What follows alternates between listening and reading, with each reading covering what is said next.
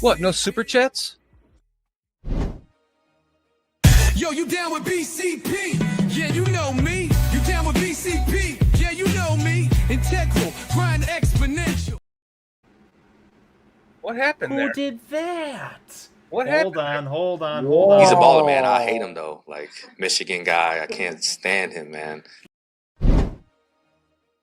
To the tune of OPP, minority by nature. No time for idle chitter chat and petty iterations. Teaming to me exponentially like I'm Barack's inauguration. Erratic calculations, nah, I runs the infinite. Only way I slow me down is with some calcing by a limit. They might no longer show the work, the answer self-evident. Some truth should be proclaimed in the Declaration of Independence. Things not instantaneous can be approximated by adding up our changes till everything integrated. Word to my partners in calculus. Yo, you down with BCP? Yeah, you know me. You down with BCP? Yeah, you know me. Integral, grind exponential. You down with BCP? That's the way we rotate radiannually.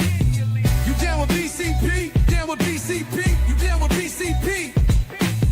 You down with BCP? That's the way we do things limitlessly. Yeah. You down with BCP? Down with BCP? You down with BCP? You down with BCP? That's the way we do things limitlessly. Yeah. You down with BCP? Yeah, you know me. You down with BCP? Gotta make PJ proud Let's still. blow. Switch the flow. Shift the tempo. Bruh, mean medium. Gonna have to ask PJ to go watch the opener after he joins us late again because somebody had to go become a coach for a college football team. Mess up the whole show. Now we're stuck with Carl the whole time. Going around doing good stuff like that. PJ. Creighton, Shorty having a stroke again? I feel like I am. I feel like I am too. I might be.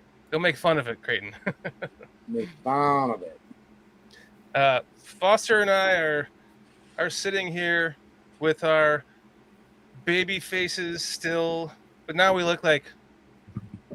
We were joking about this in the members show that, like, it seems like Foster is growing more hair back on his chin and his jaw, but less on his mustache because his pores are getting clogged with nicotine, so it's stopping the hair from growing. You know what, though, sure, it could have had something to do when I was lighting a cigarette one day. I kind of slipped. Ah, That could be too. trying to light a butt. Ran out of cigarettes and was scrounging the ashtray for a butt, and then realized you had the flame lit too high and burned off all your stubble on your upper lip. Oh, you have to, Because I don't even tell hear the whole story. Oh man, what is up, gentlemen? How are you guys doing tonight?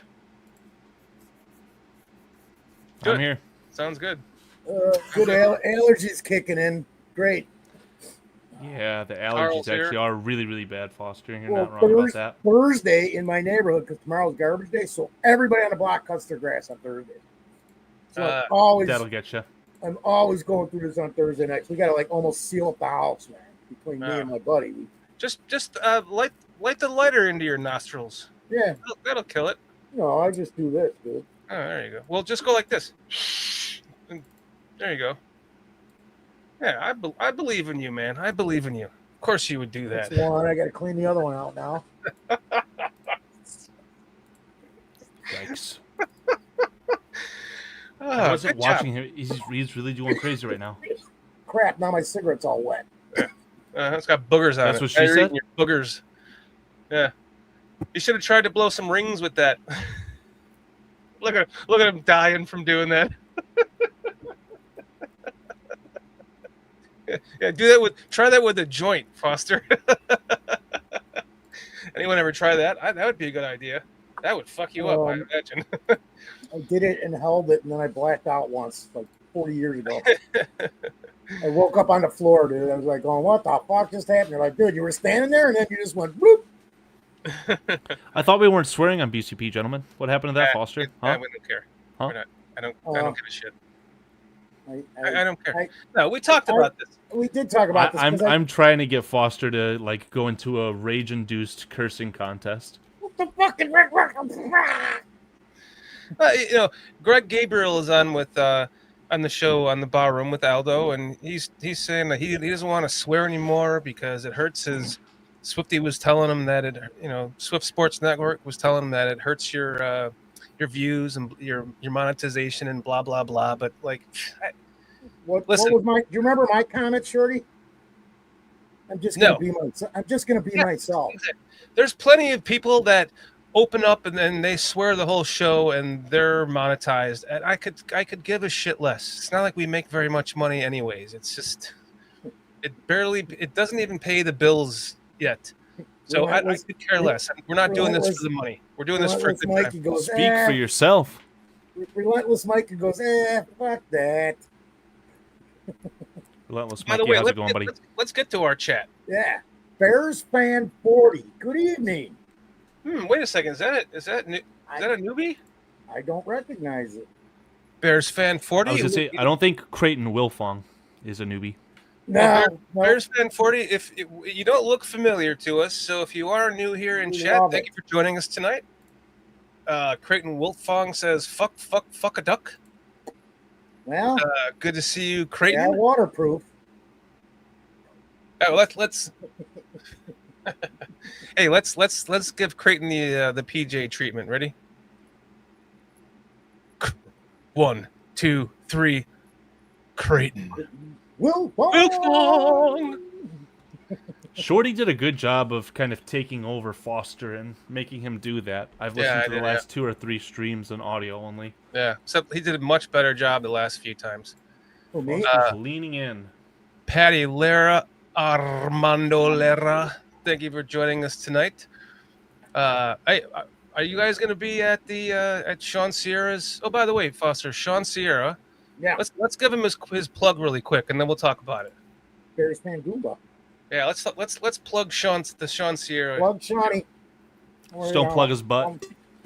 Hey, it's your boy, the Superback, Sean Sierra, and be sure to follow Sports Zone Chicago on all social media platforms, on Facebook, Instagram, and our Roku channel. You can find us at Sports Zone Chicago, and on Twitter, we are at Sports Zone Shy. Also, be sure to download our mobile app so you can take Sports Zone Chicago with you on the go. Sean is having a Bears watch party at the Branding Iron this Sunday. Are you guys going, Patty and Armando? I'd love to know because damn, that sucks. Because I think I'm going to make it. Well, I'm driving in on Saturday from Atlanta. I think I'll be able to make that. So it'd be cool. Anyone else? The Branding Iron in Bridgeview. Bears watch party. Oh, Bridgeview, that's not too far from my house, dude. That's like 15 minutes away. Okay, awesome, dude. Walking or driving? $50. You can get driving, dude. $50. Who's the designated driver? Me. $50. All you sure, can sure. 50 all you can drink. You drink Coke, right? Drink No, water. you sniff that. Crap. So do I go to Sean Sierra's or do I get some Amazon content? Go to What do you Sean mean? Sierra's. What do you mean? I don't even know what that meant. It's budget. It's budget. That's all. Just never mind. It was an inside joke. Oh, I get you. Bears fan Goomba. Bears fan Goomba. Relentless Mikey. Tony Moy hopping in. Tony Moy. A little bit of KBW. Heidi Zimmerman is in Kink. here. Kink Buka. Absolutely. King Buka. Buka, you gonna make it this Sunday to the Branding Iron? Yeah, Buka's new here. Hey, anytime you want to come back on the show, man, you got an open invite. Just let me know. I emailed you. I gave you my number. I understand if you don't want to give me yours. That's fine. But if you want to come back on the show, let me know. You know what, Buka? It's no, you've got a new hair because you're not new here. We know you, man. Yeah. Who else did we miss? Mr. Shorty's in the house. He's in the comments. Oh, look at me. I'm in the comments. Hi, Shorty. What are you doing? Mr. Mayhem. How can we miss Mr. Mayhem? Sitting right there. Mr. Mayhem. Is Foster tweaking out? Yeah. Yeah, what are you doing that? Who's playing that thing? Stream, y'all. Me. You freaking. You, I tell you. Okay, so You got to get everybody in, man. It's got to be fair, dude. Sorry, can't help it. absolutely got to get everybody in. Even, Yeah, there's a lot of even though they keep screwing us, StreamYard's in the house. Carl. They added so many things to StreamYard since. That's what she said? Yeah. It's crazy. Right. I heard it. It has an impact, but I don't know. We need to have more control over this, and you can. So we need to come up with like a BCP soundboard, but like for effects too. It's like, what is this? I know exactly what that is. It sounds like Foster. That's about to be me in 10 minutes. It's. Why is the wife going to come in and start hitting you with the bat? No, because I'm getting on a soapbox here in a little bit. Oh yeah. What? No super chats? Yeah. Is that why? No super chats? So No. we're gonna go on a soapbox. No, yeah. Like, where? What the hell, guys? We have super chats available for you, and you don't give us your money? Like, come on now. 11 minutes, 22 seconds. That'll be an easy one. Oh boy. Oh, I forget. Oh, I forget. he about was it. so stupid. He was so unwise. Yeah, I forgot about your skills. We don't need that. That's a total joke. Reed Creighton's. Proof? Do you have proof that it was a joke though? Yeah, that was Foster yelling from one of his hose holes. Holes. Creighton. Oh my God, this guy. Oh look, now you're forcing super chats upon people. What? No super chats? Mikey, thank you for your generous $4.99 super chat. Uh-oh. We really appreciate it, man. That was Thank for you also. Creighton's comment. That's what that was for, I think. Thank you also for being a member of Relentless Mikey. Going on several months now. We really, really appreciate it. We need to keep more track of that. Problem is, people gift memberships and then people don't resubscribe. Because they're like, I'm not watching that additional 15 to 20 minutes worth of crap. I don't need that. So we need to keep track of like our longest running members and make sure that we give them their proper praise every week. Twitch.tv used to do an incredible job of just keeping track of that on its own. So you'd be able to track like your donations and everything. And I'm very surprised that YouTube doesn't have anything like that. So I wonder if there's like a plugin or something that we could use to essentially automate that. But yeah. Well, I on mine it updates me and then I get a different tag. Like now I'm a member for 3 months because I got the auto renew thing, and it changes colors monthly. So there has to be a way, Foster, that it just shows you on our end because it just wouldn't make any sense. You would think they'd want I don't know, common sense just ain't so common. Yeah. Don't know. We just got a text from Buka. What's up, Buka? Buka! Let us know, man. Open invite, dude. Anytime, my friend. Mikey says, no praise needed, my guy. Happy to do it. Really, I've been seriously. Thank you to all of our members. We really appreciate it. I don't even. Go ahead.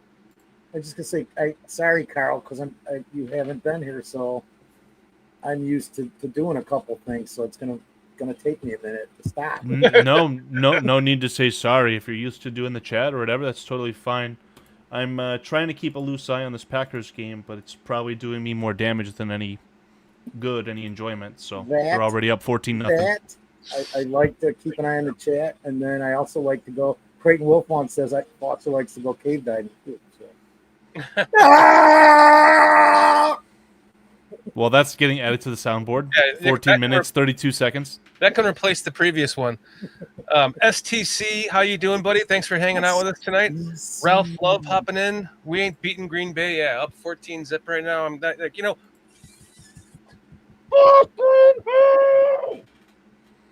That's getting added to the soundboard too. Yep. We'll just cross that bridge when we come to it. That's my theory. And it's the Commanders, nonetheless, that they're beating. Things change, yeah, but I wouldn't call this Heidi just said Washington's playing like shit. See, I'm not watching it because I'm not paying to watch. I'm not paying Amazon money. You can watch, guys. Here, that's just. I hate when you guys bring this up. Okay, I forgot. You told me to. Twitch.tv is free. It is a free website. I am actively watching it. I pay for YouTube TV. I'm watching it on Twitch. It's just easier. What is it? Twitch.tv. It literally used to be like a primary gaming live streaming platform that was purchased by Amazon. Ah. All right, I'll have to look at. You told me that last year, and I forgot because somebody just said, "Here, use my password." It's not even .com. It's just Twitch.tv. Yeah, instead of .com, TV is the. I don't even know what it's called. The net or the com or whatever that last. I should know what I'm talking about, but I don't. But that's fine. I only signed up for it. The only reason why I know about Twitch is because I signed up for it to get like a Madden Ultimate Team card a couple years ago. Yeah, that's literally what it is. I want to say your nephew. I don't think it was your nephew who we spoke to kind of the last time I was a part of a show. He wants to live stream on there too. So nice. Well, guys, I have a bit of a soapbox to go on tonight, and I'm hesitating to begin. And it has to do with our thumbnail tonight. Well, how about this then? Instead of going into the rant, I did not even. I maybe got 30 seconds of the All-22 stream that BCP did. Don't need to know everything, but cliff notes, like what did you guys see, good or bad, from the last game? Well, I would tell you to watch it, but you can't because YouTube pulled it. Well, for the record, isn't that like a 3-hour live stream too? Like that's a serious investment. So. Yeah, but we did like 10 or more live stream All-22 reviews last year with no issues. Yeah. No, I know. I'm saying like for my brain, right? Like I'm not gonna just be like, oh, I'll be right back, guys, and watch that 3-hour live stream and then come back and have a conversation with you guys tonight. It's physically not possible for me. Yeah.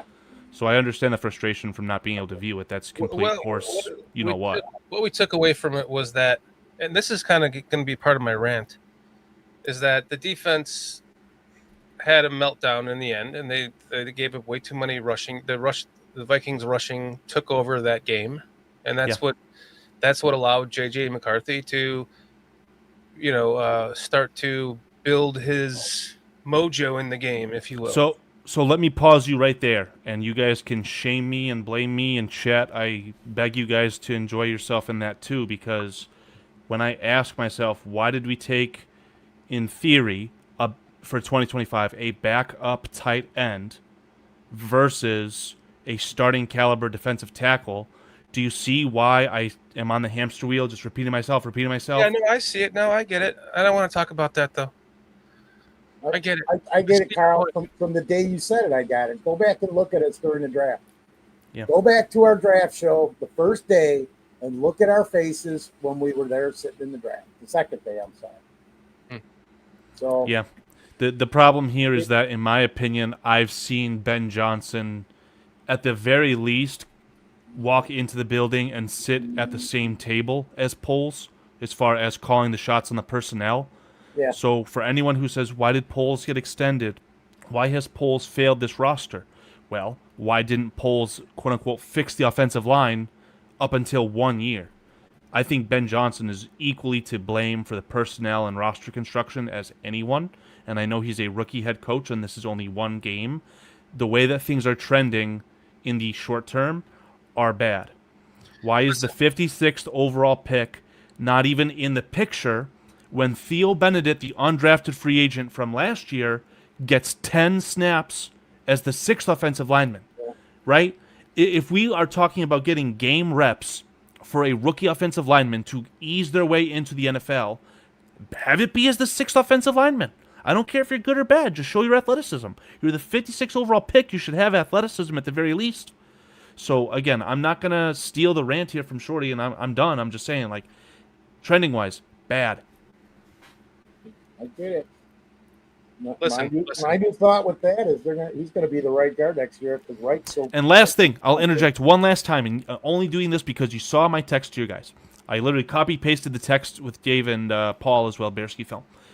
Wouldn't it have been so nice when we had that little tiny lead to just grab the game by the cock and balls and just run it down their throat, it would have been so nice. But our roster does not have that capability, guys. Right. I agree. So when you look at Caleb Williams, oh, he sucks, he overthrow, even though it was confirmed by Declan Doyle, DJ Moore, improvisation on the route. That's why it was overthrown and looked so bad, right? Caleb Williams is running a one-dimensional offense, guys. So anything good that he does, keep that in mind because it is even that more impressive. You're taking the cart before the horse right now because what are you talking about? My rant that I want to go off on you can all expound off of this when I'm done. I don't need the whole screen. Just we don't know if you were going to do it or not. I don't need the whole damn screen. You're trying to work your way into it. No, I don't want the whole screen. I think Carl just helped you immensely because now it's in your brain. Let's go. Let's hear it. Okay, I got notes here. Okay, let's do it. And this one at a time. I'm on a fucking soapbox here, so give me a few minutes, please. Okay, and then I will let you speak again. Shorty is a grower, not a shower, everyone. It takes a little time. I wanted to start off by saying my entire life as a Bears fan, like all I have ever wanted to see them in was the national media spotlight. Because I was 10 when they won the Super Bowl, and I'm sick of talking about. And then after that, we had a few more good years. And then by the time I was becoming a young adult and really buried into being a Bears fan, the Cowboys are getting all of every time we didn't have social media back then. So all you had was your ESPN or your local television, news stations.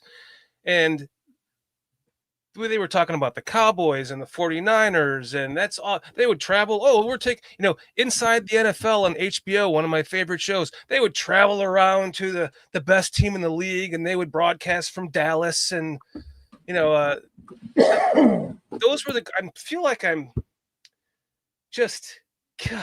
getting too old. I'm only 50 years old, and I'm talking about the good old days, and I'm driving myself nuts with my own thoughts.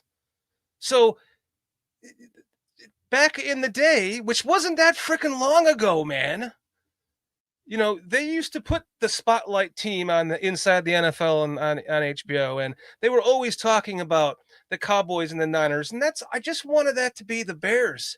I wanted everyone to be talking about our Bears.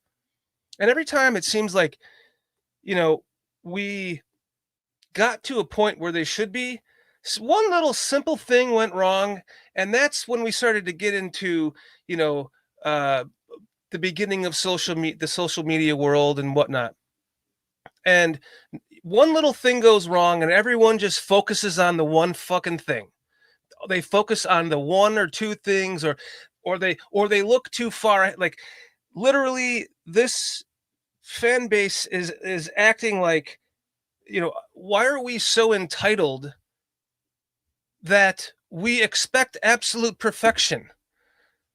Are we really hanging on to the 85 team for this long? It was so fucking long ago.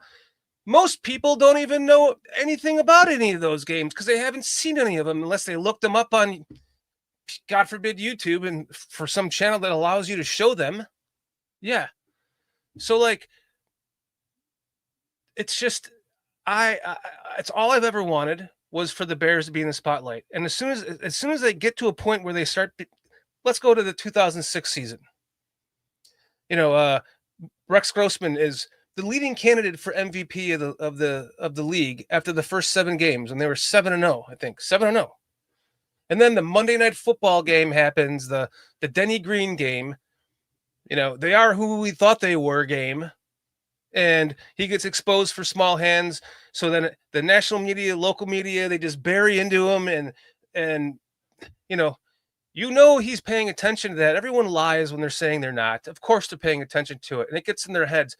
And then we went from an MVP candidate to wanting to kick him the fuck out of town the next season.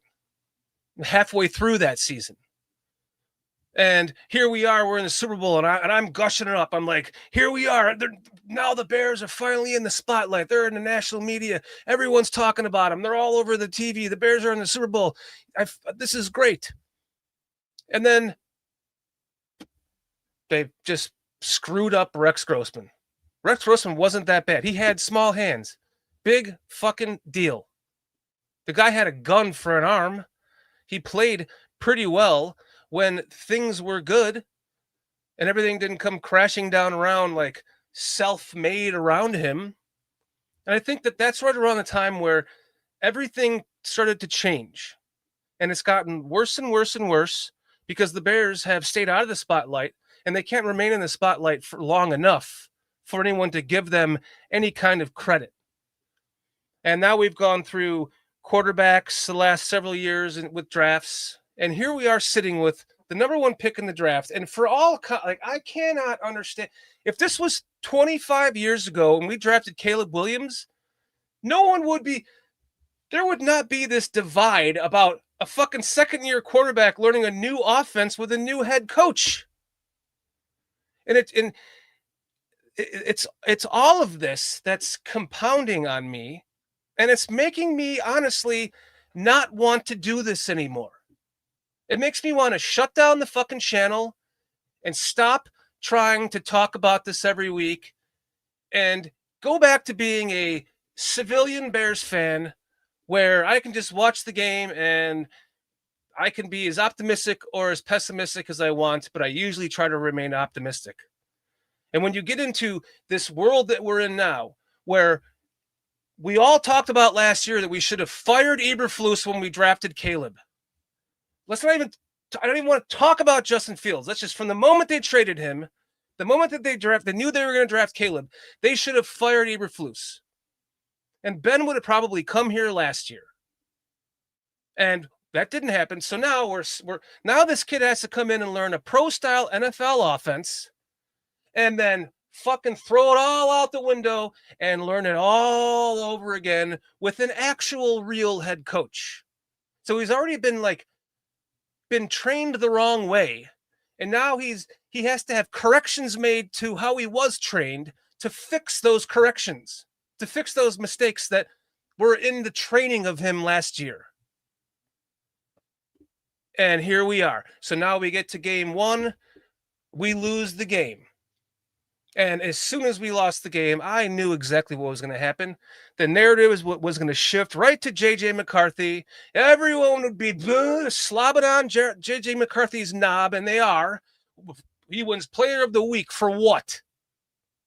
His stats weren't even as good as Caleb's. In fact, Caleb, his quarterback ranking was in the top 8, I think, for last week. So, for the life of me, I cannot understand. I cannot fucking fathom. I can't grasp how everyone can be so now results driven. They want, what did you guys expect?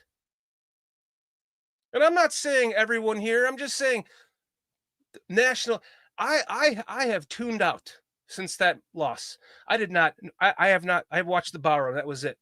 And I saw Allo went from pissed, super pissed, to a little bit less pissed, to finally calm when I was on a show last night with him. And that's the other thing. I stayed off of Twitter. I put it all down. That's what we need to do, man. Don't listen to it, is what I'm saying. That's the title of the show. Hey, Bears fans, don't let the media control the narrative. Control it with your own brain. So Matt Nagy comes in with a far less coach than Ben Johnson, comes in his first year with a far less talented quarterback in Mitch Trubisky, also in his second year, doing the same exact fucking thing that the Bears have just keep doing. And what happens? They lose the first game to the Packers after they got Khalil Mack, and we were kicking their fucking ass. And then we lose the game because Aaron Rodgers, we hurt him, and he comes back and he wins the game for us. How devastating was that? That was even more devastating than this loss. But then what happens? They win their next. They only lose 3 more games that season. Everyone freaking the fuck out about one game in the beginning of the season with a brand new head coach, with a quarterback and a second-year quarterback learning a brand new offense. You all need to, everyone, Zach, take a fucking chill pill. This is the most talented fucking quarterback we have ever drafted. His arm, his release. The only thing wrong with him, if you want to pick on one thing, is he's a little bit too short. As far as I'm concerned, do what you see happens a lot. His arm is so strong, you can drift him back in the pocket 15 yards, and he can still throw a 65-yard pass for a 40-yard gain. Or a 50-yard gain, I should say. Whatever. I'm on a rant right now. I can't do math. But his arms, you see it all the time. These quarterbacks, Patrick Mahomes does it a lot. He'll drift 20 yards back and then throw a 40-yard completion. 60 yards. I can do that math. So that's, if I had to pick on one thing, that's it. He's a little bit too short. To what Foster was saying, we can't put Ozzy at guard. We can't have a 6'8" guard standing over a 6-foot quarterback. So you drafted him knowing that was his one downfall. I believe in this team and this coaching staff that they're going to get this right. We all need to just frickin' believe and stop being so. I had a conversation with my wife about this before the show, because I said, I really don't want to do the show tonight because I'm just being dragged down by, like, all the fun is being taken out of being a Bears fan for me right now, because it's of everything I've ever wanted in this team, the quarterback, the head coach, and yet everything is just met with complete pessimism and shit. People selling fucking books that have to deliberately shit on us just for clickbait. Assholes that were former Packers beat writers that make stupid fucking stories that have no merit. They have no basis. They're all somebody help me with that word. They're not the sources are not named. Anonymous sources. Thank you. So I fully expected, when they said that the book was going to come out right before the first game, I thought the book was going to be the shit show that started the season. But no, it's some fucking ex-Packer writing anonymous bullshit about us and about Caleb. And quite frankly, go ahead, Carl. I can hear you. Shout out to CHGO for giving the spotlight to someone who's like a total nobody, just coming out with lies, suggesting that Caleb Williams had a mental deficiency, a learning disorder. Right. All the credibility you built up, right? Brick by brick. I'm glad my face isn't on the screen, Greg Braggs. Anyway. That's why those two faces are in the thumbnail for the show tonight. Because fuck you, CHGO, for even doing... Why? I'll tell you why. It's because they are formed by a billionaire or millionaire media conglomerate that went and sucked up all the media guys, all the shit, all the local guys, and then they bring in one podcaster named Greg Braggs, who started off on the Barroom Network, not TTNL, but the Barroom Network. Then they bring their TTNL buddies on. Look at what's happening. So all that shit, the fact that that was even brought out and put on that show is absolutely blasphemous as a Bears fan. Do you think that anyone here on this channel would, if we had access to that prick, would want him on the show? Fuck you. Absolutely not. Oh, I want him on the show. Oh, fuck that guy. He can eat a dick. Well, that's what we'd do. We'd make him eat a dick on camera. Like, that guy deserves the worst of the worst. That's true. We would make him eat a dick. Foster would do that, not me. So, just to finish my rant, for me as a Bears fan,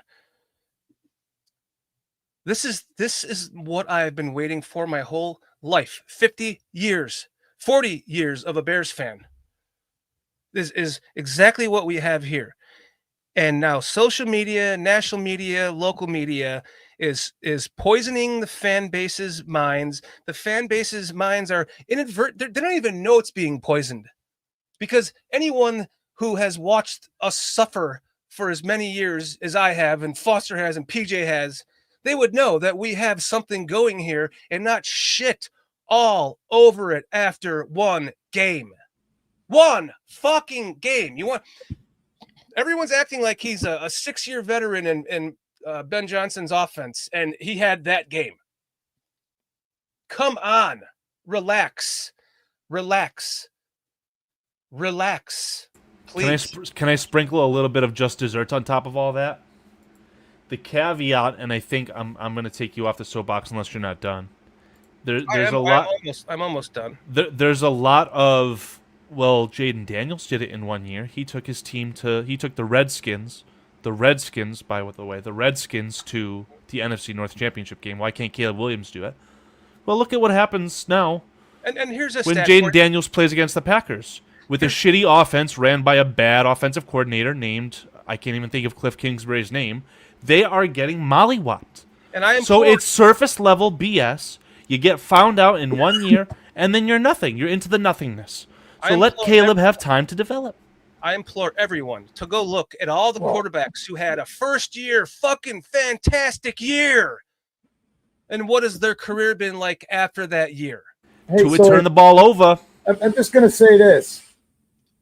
Pretty much all of them. If Caleb stays on pace for what he's doing, isn't it like 4,300 yards? Say it again? Yeah. I said, I think if he stays on pace with what he's doing, it's like over 4,300 yards in the season. And I'm only saying it because how the hell can you judge anything in one freaking game when you've got all this new system?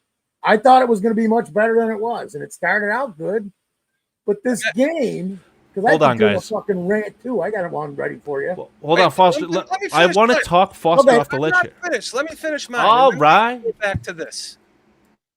Imagine giving up on Josh Allen after the first 2 years, and look at him now.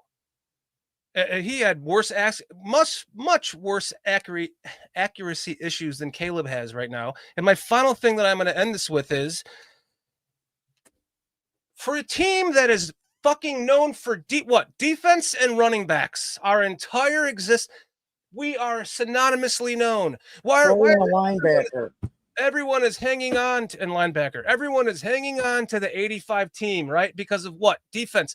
Caleb Williams had a better year as a quarterback last year than even the great Jimmy Mack ever had, especially in the Super Bowl year. It was the defense. So why isn't the narrative all over the media right now, since we are known for defense, shitting on the fact that we blew a lead and gave up 27 points? We should be talking about why our defense sucks, not why our fucking second-year quarterback sucks in a fucking brand new offense with a rookie head coach. And the offense is definitely to blame. Offense is definitely to blame, but not the quarterback.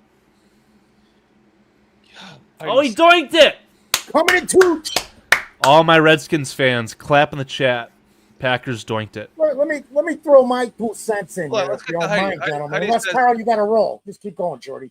I want to hear what. I feel so much better now, guys. I sometimes hate being the optimistic one. I feel so alone. We have 16 more games to go. We have another whole fucking season left. Yep. 5 years ago, we would be 0-0 right now. Yes. I wanted to tell this to Foster because he was going to get mad about something regarding the Bears.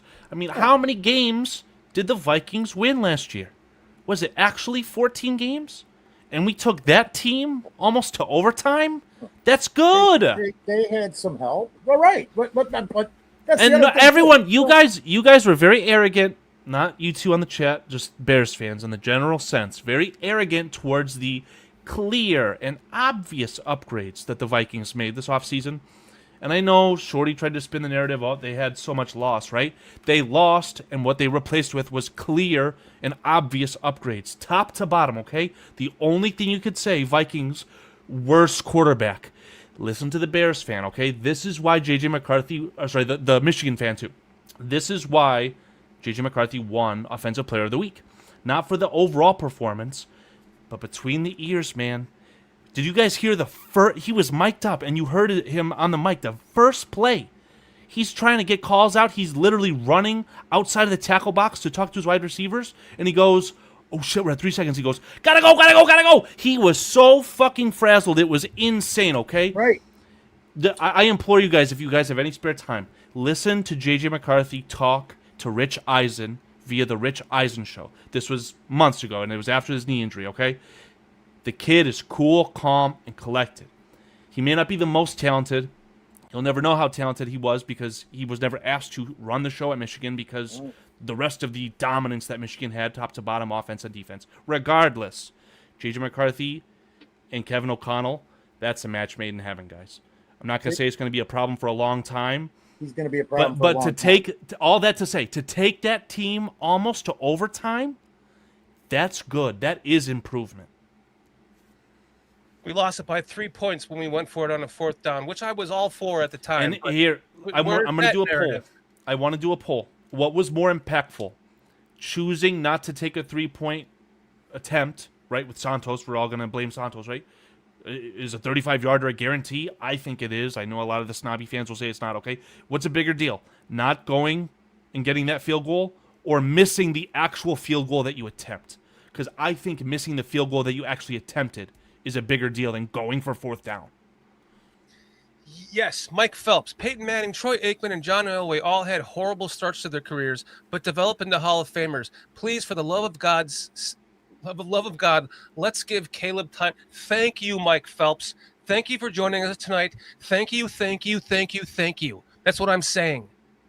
That's exactly what. Thank you. Oh. So I've been around a little bit. I've watched this game a little bit. I watched this entire game, and I can just run through it. And I hope I'm going to remember everything because I'm going to miss stuff. Carl, I remember the point that you were just trying to make to me because I forgot it already. Don't say it yet, but remember what you just said. I wanted to make this point to Foster, blah, blah, blah, blah. At a point, I'll ask you for that. No, I'm probably going to go right to that. So absolutely, it's an improvement. The field goal that they didn't attempt at the time, I wanted to attempt that field goal because I just thought we get more points because when you got somebody on the ground, you got to, instead of letting them up, you got to choke them because you got to kill them. And we couldn't do it because we don't have the running game to do it. Right. That's a couple things there. Wait, let me just finish some more. Let me just, because I'm going to forget all this crap. And now while I got it in my head, 4 terrible freaking calls by the refs that were absolutely fucking bullshit. Game-changing calls. I think 2 out of the 4 of them were game-changing fucking calls. Too many fucking penalties on offense. Ben Johnson made mistakes. I don't know why the hell he threw the red flag. I would have never fucking challenged that. The guy's got the ball, the knee's down. It doesn't matter. The minute you touch him, the fucking play's dead. But he didn't touch him. That's why he challenged it. That was a good challenge. You're just wrong. It was a bad challenge, full stop. It was a bad challenge. Knee down, you get touched, you're down. It was a bad challenge. It was terrible, Foster. Foster, that was a fucking terrible challenge. It was a good challenge because his knee was down because he had caught it when his knee was down, but he could have still gotten up and run. He was not touched.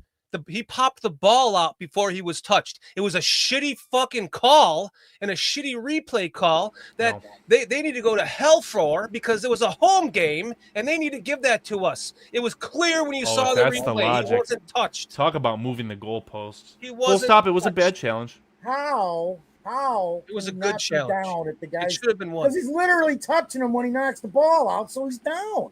Yep. He punched the ball out. The knee's on the ground. All right, I'm not going to argue with you about this. Let me finish my shit, and then you can pick it apart. Foster wins. So Ben Johnson, the calls, the defense was fucking gassed. There's no need for that. With the rotation that we were pulling, why was that defense gassed? I know there were some injuries. Too bad. Our defensive line has no depth, and the top-end talent is not even good enough to begin with. Okay, there's an answer for it, but let me go on so you can answer more of these questions because I think I'm making some pretty valid points here. Caleb, fine with those first because you know those plays probably what the first quarter there was more than like the first series probably planned out, and I think you're just gonna fucking pull me on that. No. If we're gonna meet tears with tears, I mean, Steve, just calm down, man. I'm just trying to name. These are some questions and some critical things that are just from what I saw of the game. Defense gas because they should have been on the field so long because we couldn't put it away. The running game, execution, where there are 12 passes that were just terrible by Caleb, at least 10. Go back and count them because it's more than I can't believe there's fucking 12 terrible passes in this game. Okay, so that's all on Caleb. I don't want to cut Foster off again, but there's always a reason. So again, I had this starred from Mr. Zach Sullivan, okay? The accuracy with Caleb Williams at surface level looks bad. But again, the route with DJ Moore, it was improvisation. He ran up instead of running the corner route. They're just simply not on the same page. Do you know why they're not on the same page, Foster? Shorty. Because it's a new scheme with a second-year quarterback. Yes. But you got to remember, because Shorty, don't I say this every fucking year? This is the real preseason. I say it every year because not one of those guys on the offensive line played one fucking. All 5 of the starters, none of them played one snap together in the preseason. You know that, right? Yeah. Not because one of fucking Tooney. snap. Outside of Tooney, they played a lot in the Chiefs game, but you're right. They didn't play one snap together. You're right. Ever. You're right. How can you build 4 of the 5 did. 4 of the 5 did. And because you don't even know your offense yet, it appears. I'm fucking. But anyways. Just to end it all, shut up because everything's going to be okay, man. I have faith in fucking Johnson that he's going to work this shit out because he's going to do whatever he's got to do. I don't care if that's benching people that are making big bucks. Whatever he's got to do. And he better do it. Let's get this.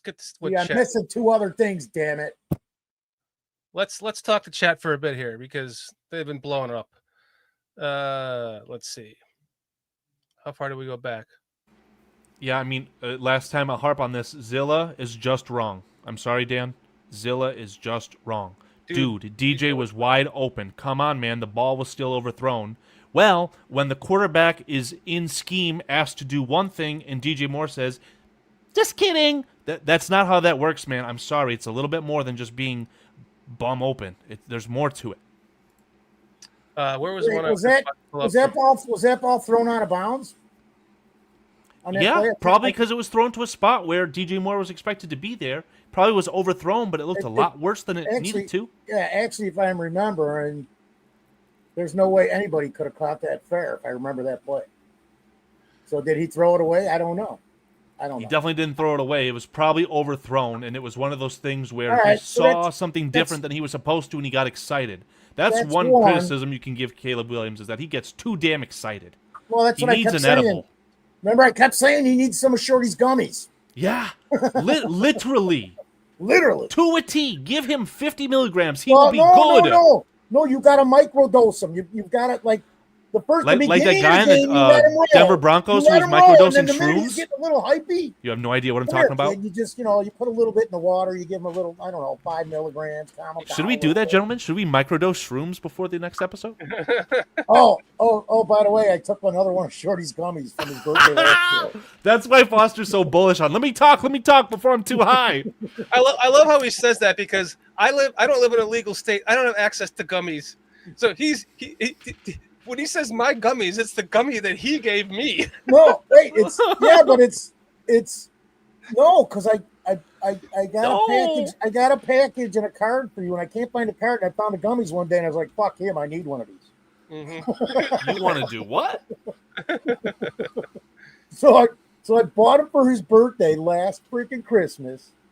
Didn't give him to him 2 days in a row because you came to my house and picked me up for the game. And I just was standing out front having a cigarette, having a merry old time, not even being a prick, not even thinking about my buddy's birthday that I didn't, whatever. So that's twice. And then I'm like, tonight I'm just like, all right, I'm taking another one of Shorty. That's why I call them your gummies because they were supposed to be yours. Well, because we had a great time on them too. Yeah. I actually, dude, I went to Michigan. I got more of those. I got a shitload bag in my fridge. Kalamazoo, where'd you go? What's the one? It's right over the border, man. Right when you get into Indiana, right when you right when you pass Indiana. The nice part is you don't get pulled over like when you first come into the border. It's the closest one. Really, I've heard Kalamazoo is kind of like the gold standard, but what do I know? In New Buffalo. Can we Buffalo, talk? Michigan? Can we talk New about Buffalo? The I think you gamble in New Buffalo, so. Mm-hmm. I'm not gonna bring. You know what the fuck I'm talking about. Shut up. What am I thinking? I literally have to ask this old guy to not come outside when I go out on the boat because I'm afraid I'll see his bald head and his mustache. He'll come up out of the water. Hey, dude. I never. Rick come Gonzalez, out, I'll see you Saturday. I never come out, do I? When you ask. No, because if you do, I'll shoot a flare gun at you, dude. I don't want to hurt you, but I will. Guys, I want to get to this. I want to get to this chat from Zach. Okay, yeah, we got to get back. Saying that's BS about Caleb overthrowing DJ. He looked at him and threw. It wasn't timing or anticipation or any of that shit. We were told to expect proficiency out of the gate by the coach. Now it's all excuses. Soft. No, first off, we were not told to expect proficiency out of the gate. Zach, I love Zach. Yeah. Zach, who's more hypey on game day, Zach Sullivan or Caleb Williams? That's going to be the next chat poll. This guy's going nuts. Zach and I have each other's phone numbers. He made me a beautiful BCP clock. We talked on the phone. Zach, this is another thing my wife and I talked about. Like living there, it's in your face all the time. And I remember my entire life growing up, I wish I wasn't a Bears fan because I'm so sick of this media. You know, my ride home from work, listening to the bullshit on the radio, going home, seeing the bullshit on TV, just like irritated as hell by it. What you need to do is move, Zach. Just come on down to Georgia. It's a lot cheaper. You get away from it and you get to see it from a different perspective, and you actually build some optimism back. I get living in that state that robs you, the tolls and your fucking rent and your property taxes and the cost of everything is ridiculous up there. Yeah, I've got firsthand experience with that, like delving into it on the new scale. Like, yeah. It's mind-blowing. It's insane. And I tell my family, like, I'm looking at this place and it costs this much, and they're like, oh, that's $400 or $500 too much. I'm like, where's my other option? It's bad. We got a newbie in chat. Mad bro. I can pay my mortgage twice a month for what that is. 2 times in a month. I'm on an acre and a half, and my property taxes are $1,500 a year, gentlemen. If you say that any louder, JB Pritzker is going to have a word with you. I'm saying I'm spending like $6,000 a year on a fucking shoebox. Wait, I want to get back to that. Pull that back up. Everyone's talking. I'm trying to talk to chat. Pull that back up. I don't even know which one it was. It was somebody new. You Mad Bro 76. There you go. You will see how good Caleb fits with Ben's offense as the year goes. Absolutely. Thank you. Absolutely, you Mad Bro. Thank you for joining us. Mad Bro 76. Also a newbie to chat. Thank you for joining us. We hope you enjoy the show. I mean, okay, I'll schedule myself for lobotomy so I can drool over myself with a grin on my face while watching the Bears. Man, Zach is on one. Holy smokes!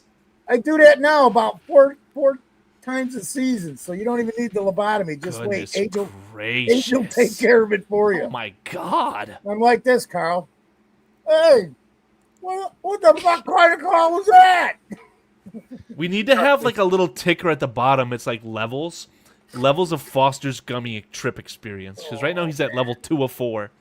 He's getting off the deep end. I'm up there now, dude. By the way, what's up, Rick Gonzalez? Are you going to Sean Sierra's watch party this weekend? I think I'm going to be able to make it. If you're going there, it'd be cool to meet you. Yeah, Zach. I gotta show it again. I mean, he did such a great job. Zach, we gotta calm you down, bro. For our audio listeners, Dan is not going to be showing us Zach's COCK, but his clock. It's a big clock. The clock doesn't work. Wow, look at that big clock. It's a BCC. No, it's a BCP. No, it's a BFC. A BFC, a big fucking clock. BFC, baby. Now imagine if Shorty got a chain for that and wore it to a game and it's over his knees. Oh, that would be awesome. That would be really awesome, cool. Man. But that's a weapon. That's so big. It's a weapon. You're not gonna let. Tony Moy. Sure, you'll end up in How's cuffs. it going, buddy? Sure, he What the hell are you bringing in here, boy? Oh man. Shorty loves big clocks. So it's fair to say, why is DeAndre Swift our lead back? It's such fair. a problem. It's such fair. a problem. I said this a couple weeks ago, and I think I brought it up the other night. I was like, I'm like, Swift's just a better Herbert? No? Nobody gets it? He can pass better, and I think he actually does offer a little tiny bit of a pass pro. Swift is just a strict upgrade to Herbert. What I wanted to say, like, everyone loves to cling to that one play where he ran over whoever it was that he ran over, right? And when he ran the guy over, it was only for like an extra 2 yards. But then he tries to bounce it outside and not follow his assignment through the hole. Goes outside. Oh my God, Javon Hargrave, 9-yard loss. This Swift has got to go. It's his last shot. It's his last year, but he's got to go. Why didn't we? Oh, I said that last year, dude. I said he's only here for one more year. I kept saying, I said this. I'm like, there's still a lot of placeholders on this team. I've said that.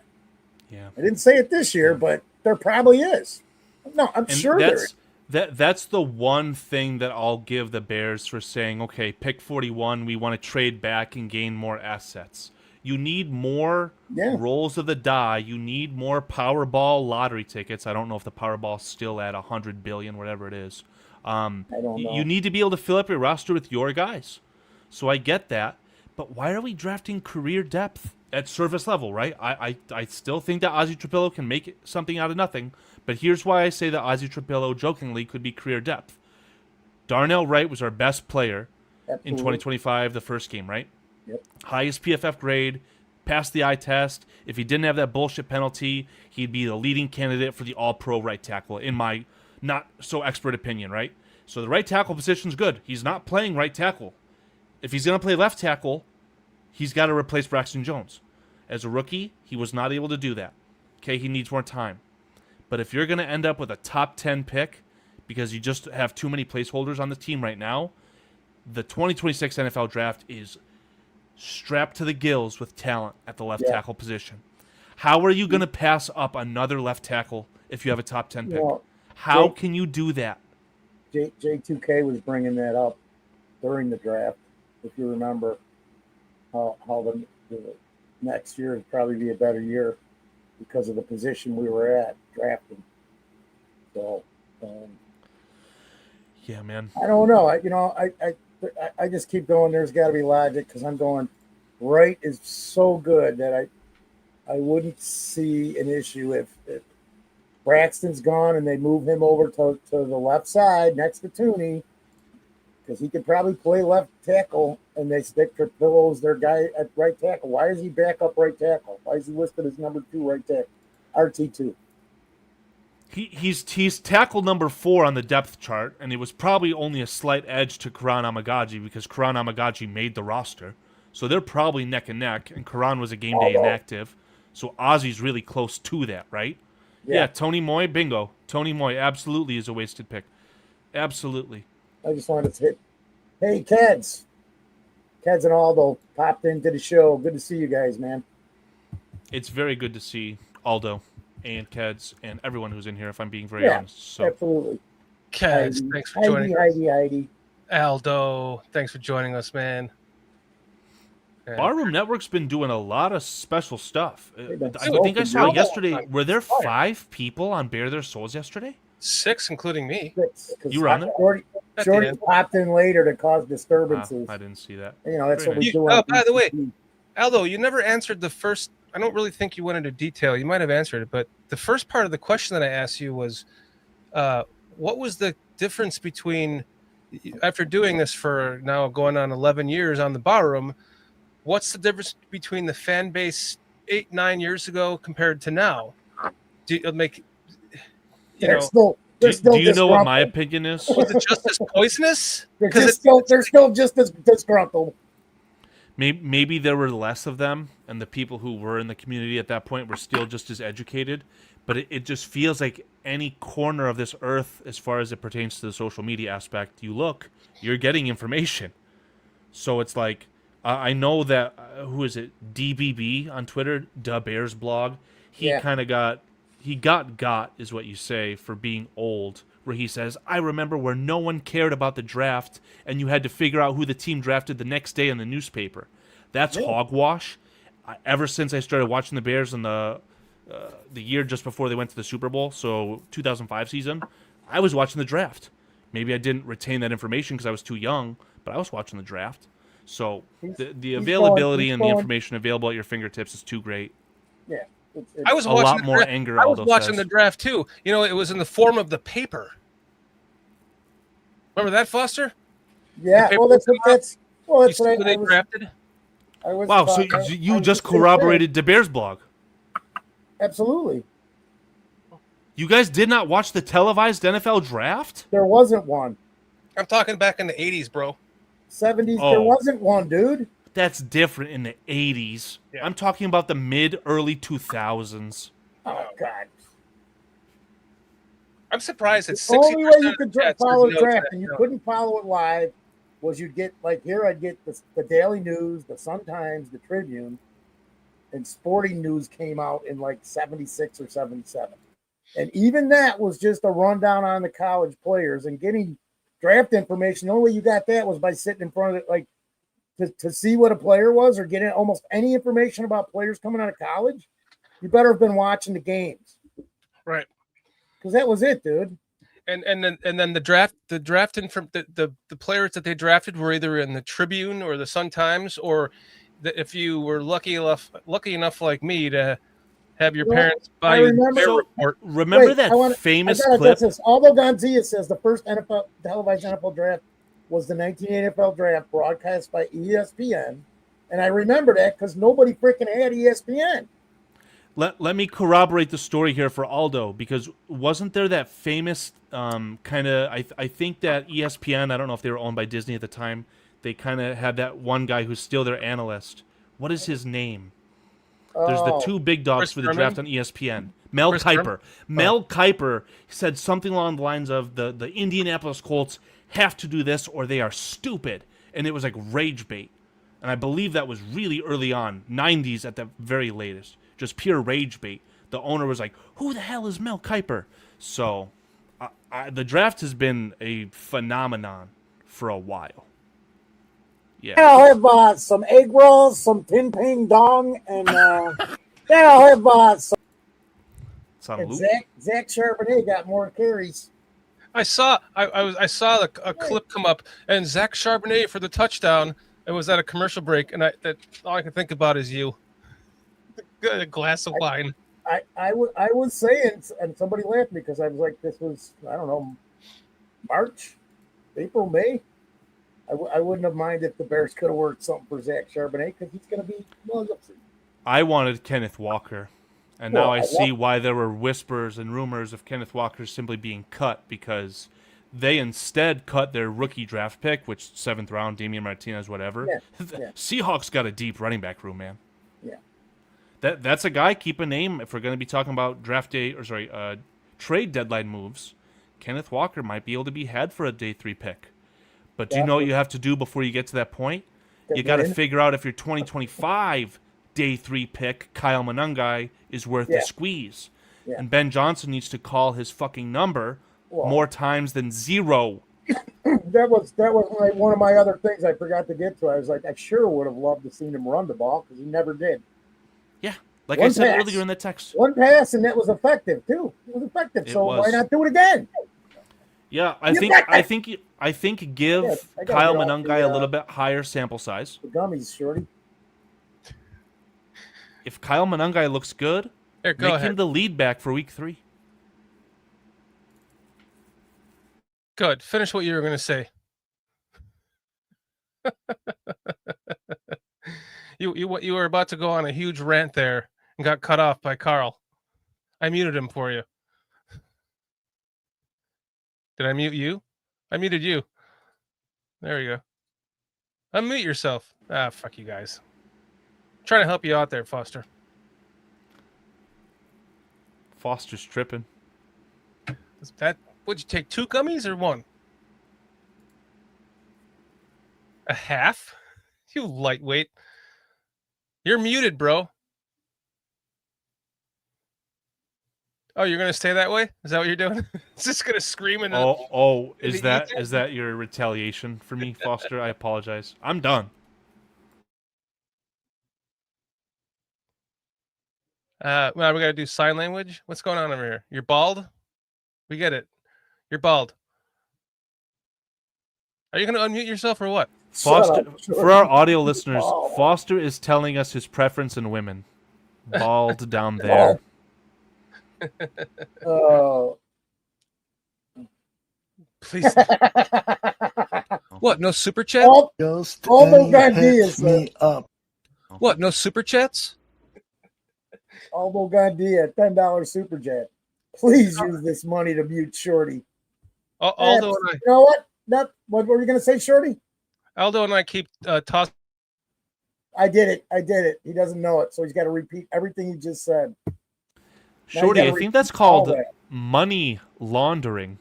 Yeah, Aldo and I keep super chatting each other the same $10 that then turns into like $5.50, and then turns into like $2.25. Guys are losing by the fucking. Thank you, Aldo. Donate by the super chat. I appreciate that, Aldo. Thank you very much. Can I make a very rude and unjust suggestion? If you guys are going to just piss away money into the void, why don't you just give it to the members by gifting subscriptions? That's what I would do. So we can watch the members-only content. Wink, wink, nudge, nudge. Which is uploaded, by the way, members. Yeah. We try to have fun on that. You get a little bit of the backstage stuff. Try to offer you guys something for, when we first made the members, the first person to respond was Plank, and he was like, "It's about time," and we didn't even have any content. Look at, I'm the puppeteer, everyone. I've got Aldo on strings. Jeez. Thank you, Aldo. Thank you, Aldo. Oh, look, now all of a sudden, SWAT's got a membership. Scottish Bear's got a membership. What's up, Scottish Bear? Hey, by the way, I saw Scottish Bear in the Bearski film show that I did earlier this week. That was who I was referring to when I tried to refer to someone earlier on. I think you said, like, German Bears or something, but it absolutely was Scottish Bear who I was trying to refer to. Oh, yeah. Adam Mason, Bear Down Sports, just got a membership now again. He's like, oh, shit, I got this membership again. I don't watch their channel. You notice how he waits till, like, the 30 days are over, and then he comes back? But then he gets handed another membership. Yeah. You're not going to win, dude. One way or another.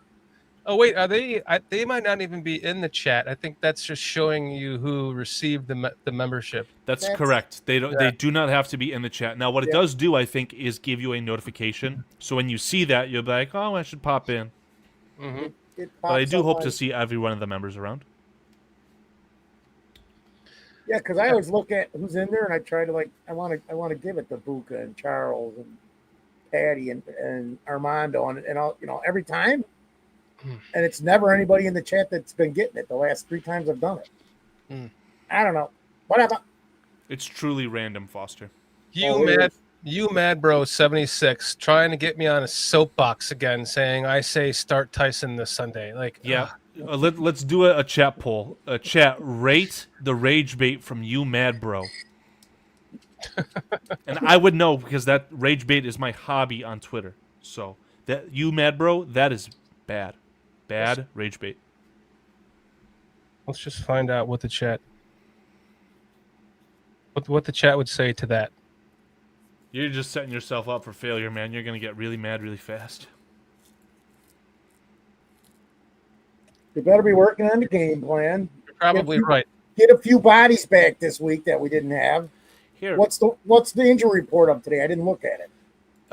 If you saw it yesterday, it is identical. Anyone who had their designation is identical. So Kyler Gordon trending down, probably not going to play. Who's the other schmuck who's out? Pretty sure he's not going to play. Jalen Johnson did confirm himself that he will be playing. Who? Jalen Johnson. Oh yeah. Good to hear. Foster, it's about time for us to give Minister our best PJ and I's rendition. Ready? Minister Charles Johnson. He's a baller, man. I hate him though. Like Michigan guy, I can't stand him, man. What's up, Yeah. Minister? Thanks for joining us tonight. Minister Charles Johnson is a Michigan fan. Go Blue, and yes, they are looking like the Bears this year as well. Not holding my breath for Bryce Underwood's team there. I feel like, you know what sucks is the show being on Thursday. Everyone's already talked about the game on Monday. Maybe it doesn't suck. Maybe it's a good thing because they've already got that out of their system from watching Aldo like fucking go from like purple in the face, upset about the loss, to like getting his ass handed to him by Greg Gabriel about just being patient, to last night on his show on Bare Their Souls. Yeah, back to Aldo.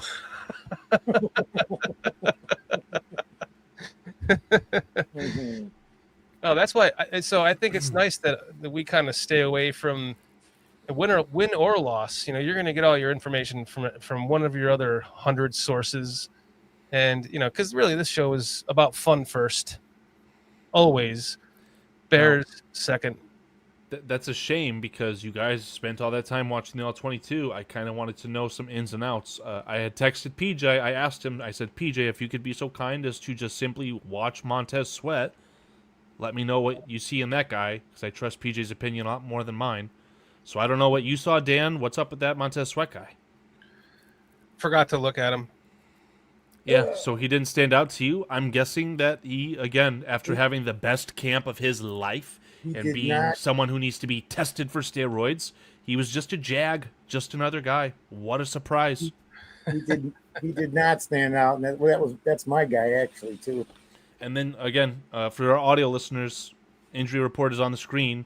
Kyler Gordon and Grady Jarrett, 2 days in a row, did not play, hamstring and knee respectively for Gordon and Jarrett. So my saving grace, the guy who I kind of gave the benefit of the doubt to, what's the difference with this run defense between last year and this year? You brought in Grady Jarrett. Well, Grady Jarrett, if he's not eating up those double teams or winning as a 3-tech, whatever he's asked to do by Dennis Allen, he's not going to play, so he can't make the impact. Guys, I watched the entirety of the Lions versus Packers game. That game was not close whatsoever.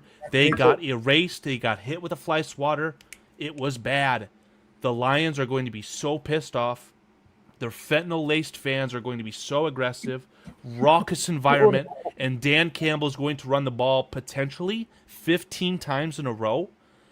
This is going to be a tough game, gentlemen. I don't want to talk about it. You can mute me now. Yeah, now when we don't want to. Yeah, no, it was a very, and by the end, of course, discouraging and despairing game, man. God forbid, again, winning. I just keep saying this. We're still in the preseason, and I'm actually thankful now for the early bye, because they're going to really need to sit down and fucking take a good, hard fucking look in the mirror. Foster, that's a fantastic take. Absolutely every one of them. They better fucking do it, or shit's going to fly, because you know how, like Aldo said, what's the difference between the fan base now and 50 years ago, 30 years ago, 20 years ago, 15 years ago, 10 years ago? More anger. It goes with the world. I mean, there shouldn't be, but I shouldn't even say but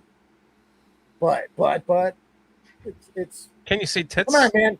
I just want a real football team that runs real football plays and wins. That's all. Give me 9-7. You know what?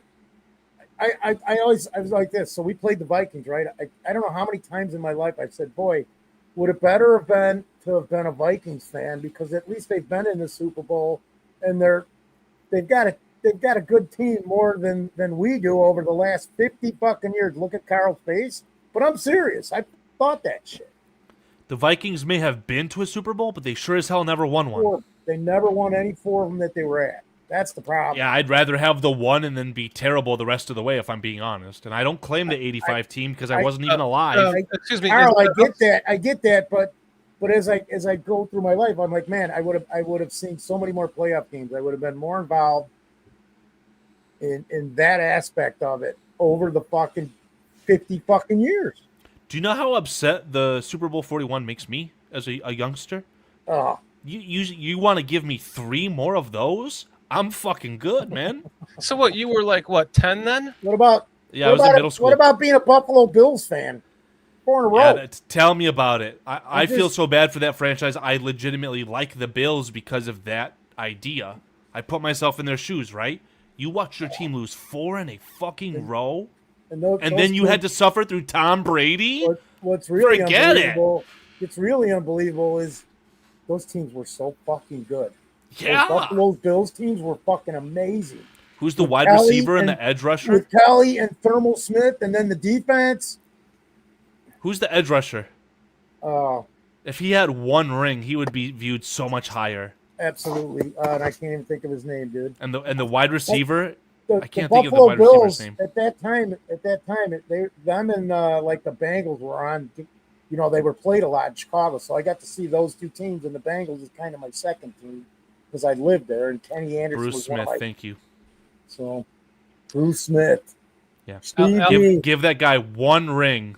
Tin Pan Yeah. Dog as well, thank you. Andre Rison, thank you, Chris. Andre Yeah. Bad Give News Andre Rison. Rison 1 Super Bowl ring. What do we think about that guy? Yeah, Oh, I fucking- know. I'm hip. Dude. I'm trying to think how many guys on that team should be in the Hall of Fame. Yeah, Aldo, I don't know if it's a fluky Thursday for those Redskins, but I'm telling you, man, I was very wrong about Jaden Daniels. I thought that Jaden Daniels was always propped up in college from his iconic borderline iconic wide receiver core in college. For him to have that success really dumbfounded me last year. I think the kid's coming back to earth, and I don't think anything of Kingsbury either. Well, you look at CJ Stroud, man, and I still think this is going to be his bounce back year.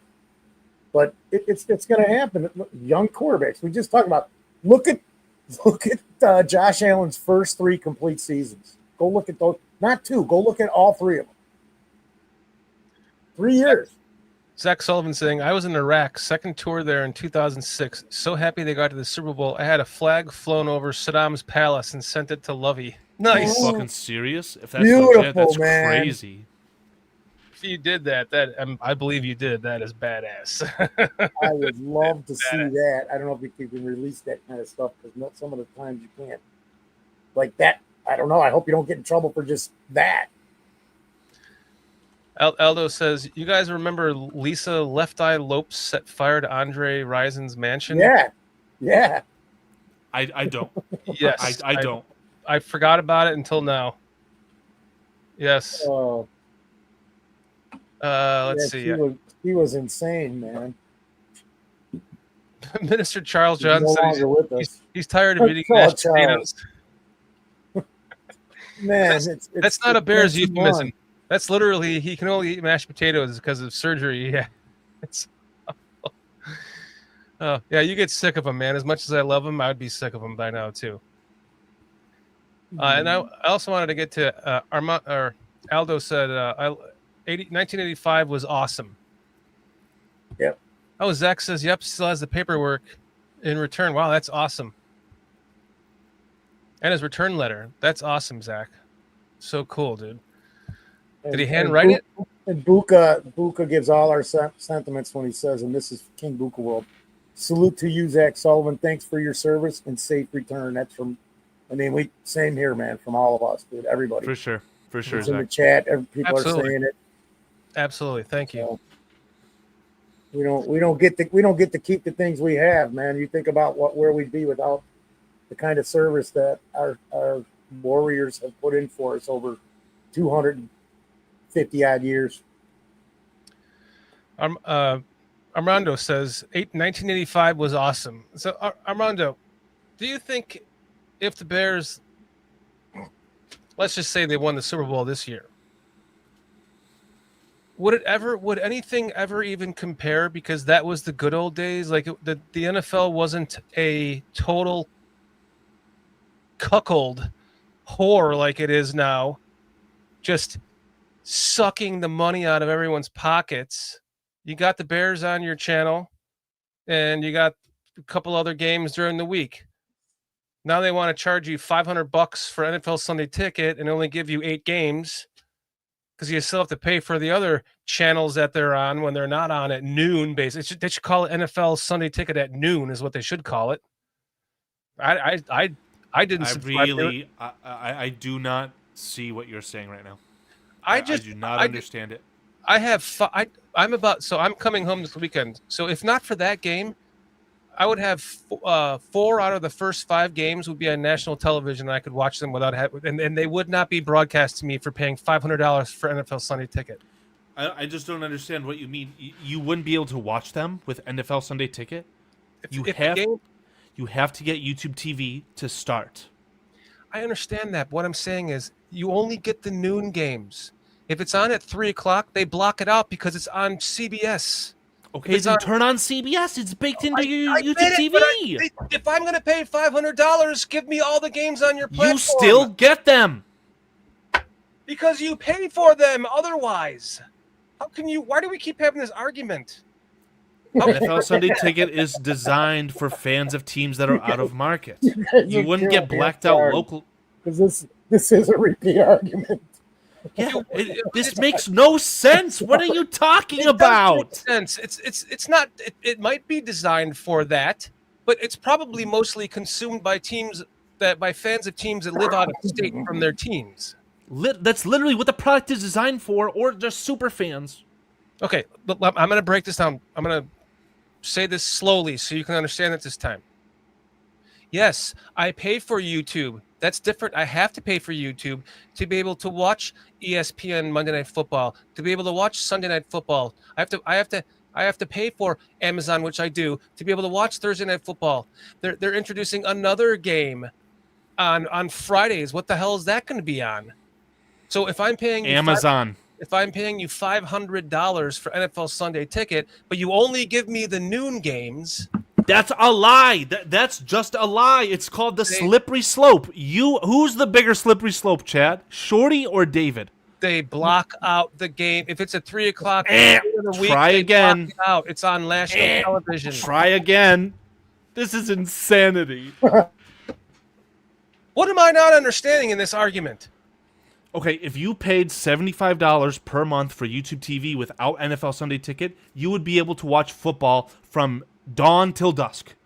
You just wouldn't be able to pick and choose which games. You'd only get the local games. Does that make sense? Yes, we're talking about the same thing. Okay, so then you add in the Sunday Ticket, which is $500 or whatever it is. Now you have every single game.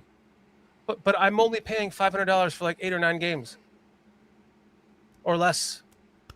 Then just watch the Falcons. Sorry. Or move to Chicago. Although Gandhi says, I'm so happy I have my own. I know, this just makes no sense. It doesn't make any sense. You make no sense. How? Never mind. We'll have this argument off John King Bravo Stockton. If you pay, you're crazy. John King Just Bravo. split it with someone. Cut that price in half. That's what I'm doing. Oh, because they would really let you share that with someone? Yeah, you just log into the same account as long as you're within proximity. Hell, Nick's watching it in Illinois, I'm watching it in Michigan, and it's working flawlessly. Fuck YouTube. Fuck Google. Well, Google's my bitch. You and I are going to have a conversation with this on the phone, not on the show. Honestly, there's a new app called NFL Plus, which I think gives you the local televised games. An hour later. If I create that account and it's... Oh, no, it's an hour later? I thought it was live. That was my whole point to this thing. I said in the beginning of months ago, I said, I'm only going to use NFL Plus. So the noon games that I don't get on Sunday Ticket for $500 a year, the 8 games I don't get, I'm going to watch either the noon games I'm going to watch an hour later after it comes out on NFL Plus. The rest of the games 1 hour?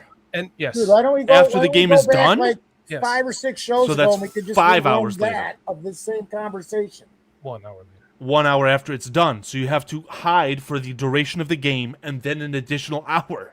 That's 5 hours. I have to turn my Carl, phone. FBI's on line 3. Yeah, I'll talk to him. I don't give a That's fuck. what I'm Pick doing, up and Carl. use the headphone, man.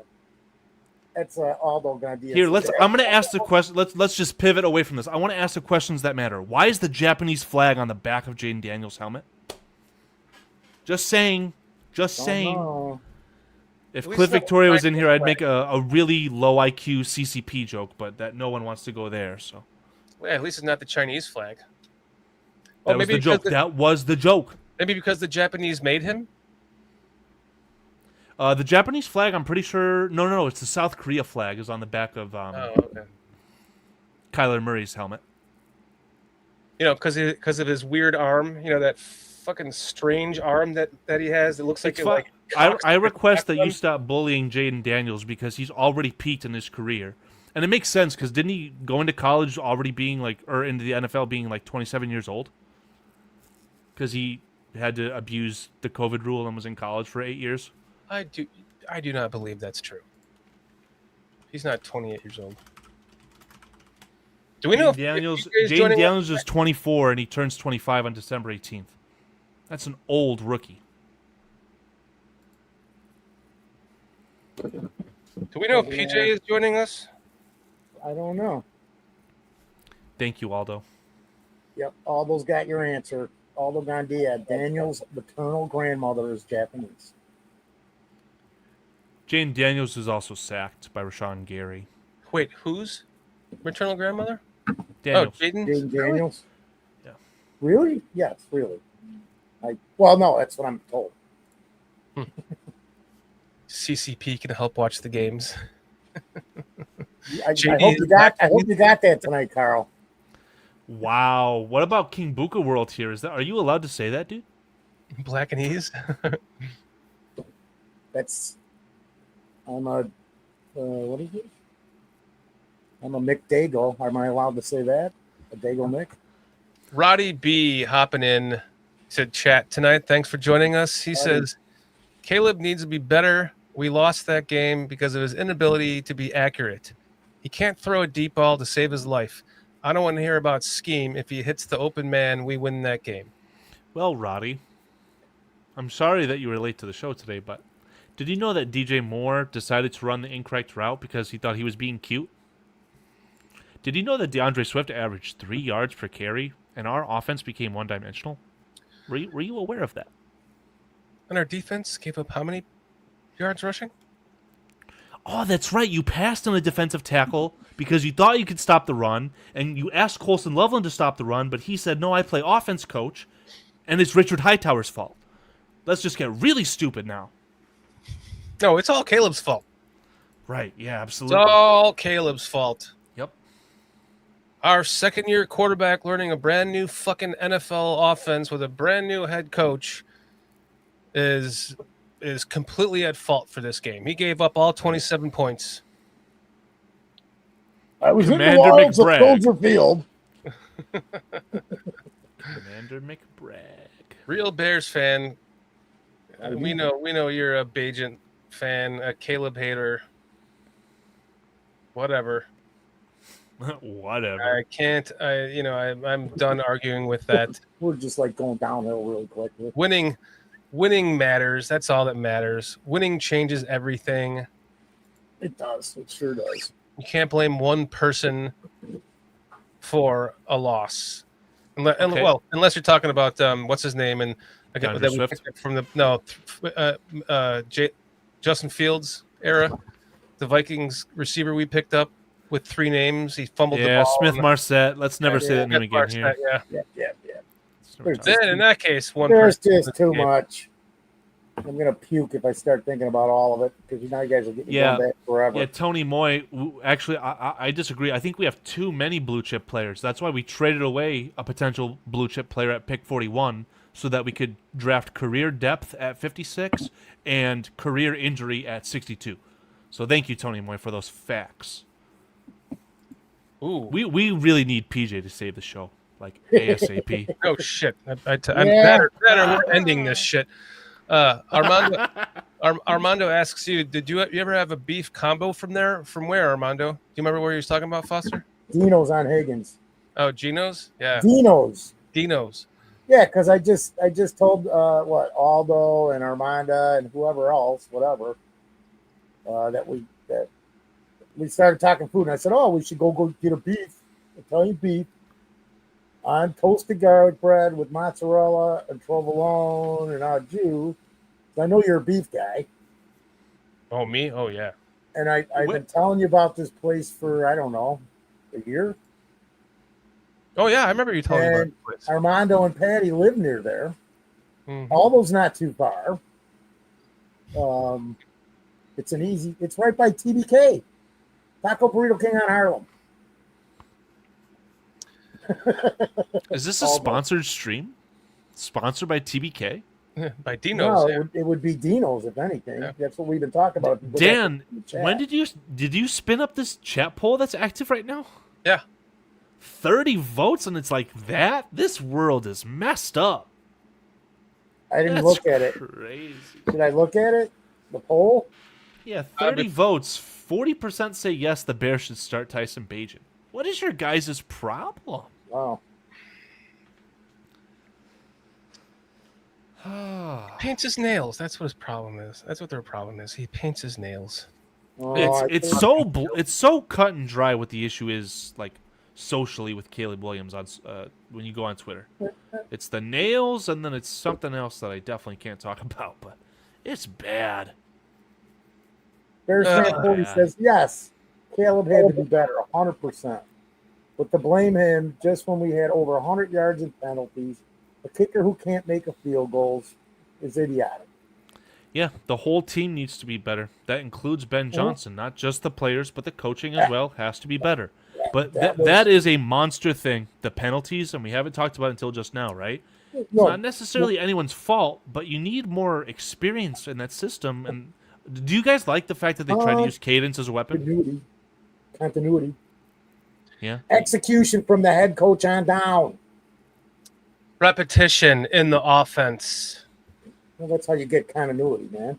Right. But like I said, not all 5 of those guys didn't play one. Crap, I want to go further. Because I know it.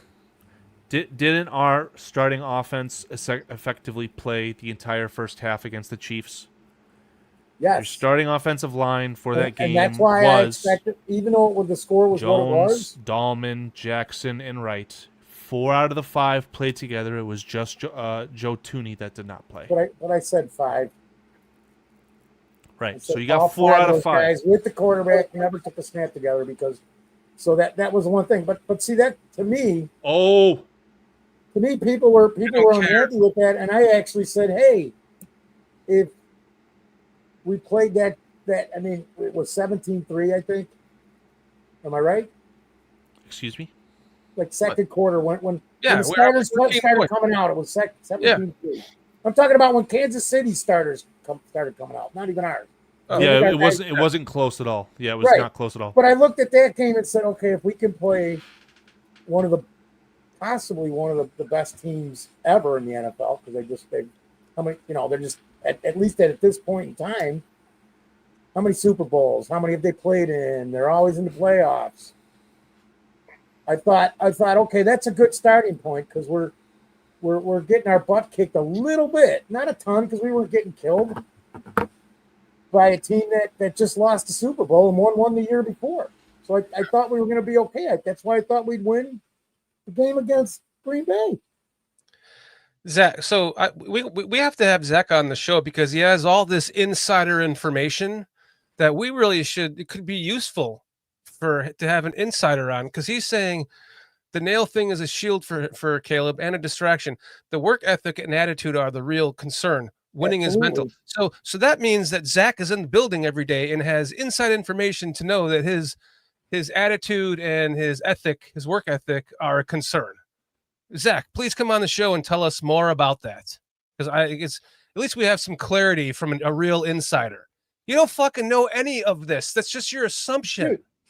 You're being fed the same thing of the title of the show, media fucking clown show bullshit. So see, I didn't I didn't read that right, but the work ethic and attitude of everybody on that team is the real concern. It's a fucking Everybody from it's the head What coach about the down, coaching staff, Foster? What about the coaching staff's from ethic, them on down? work ethic? They set the standard. And I don't mean it's a concern. That is the concern, because that's where it all starts. You know, Allen probably would have come along sooner if I believe he had 2 different coaches and 2 different systems his first 3 seasons. What if he didn't have to go through that first season, or just the first 2 seasons have? Sorry. That's Shorty's pointing down at John King Bravo stock and saying, "I hate 40% of our fan base," and I get it, because 40% says we should be starting Tyson Bagent after week 2. That one game. That poll proves the percentage of the fan base. I get it, but overreacting and every little damn thing, and won't allow the process. Just fucking sit back and. I mean, Jesus, Michael Jordan never made the playoffs in his first 5 years in the NBA, and every time everyone wondered what the hell was wrong with him, and then boom, he blows up. Josh Allen fucking sucked the first 2 or 3 years in the league, and now he's the fucking MVP. Like, he went through multiple offensive coordinators and head coaches, and now we're in the same thick of it, and we just have to breathe. And tune out the media, tune out all the clickbait bullshit that wants to enrage you for no damn reason. Find some zen in your life, man. Just do some meditation, or just take a gummy and will it to happen. Stop being so pessimistic. Optimism creates willpower. Like, optimism feeds off of optimism. Negativity feeds off of negativity. All right, I'll keep talking. So we need to be more optimistic. Overall, everyone, more optimistic. The sky isn't falling until it's falling, man. All right, that's it. Show. King Book he's got the chat of the week again, man. The Men in Black flashing the thing people use for Allen is amazing. Wait, the Men in Black flashing thing people use for Allen is amazing? Oh, yeah, right. Exactly. Make him forget. The whole fan base forgot that he was a bust in his first couple of years. When did Mr. Shorty become the Dalai Lama? I kind of like it. Gotta go. I'm doing a redhead. You were one night off, Keds. Man, seriously, like I told Aldo this on the show last night on Bear Their Souls when he allowed me to crash their show. It was like I saw the post game show of Aldo, and I just saw his face, and I was like, nope, not watching that. I don't want to hear what he has to say. And I'm glad I got the Aldo that I know last night when I crashed your show. So thank you for having me on your show again, by the way. Love you, brother. Can we make it 20 minutes? That's fine. PJ will be here. Oh. Can we make? I don't know about that. Why don't we just do some all 22 again?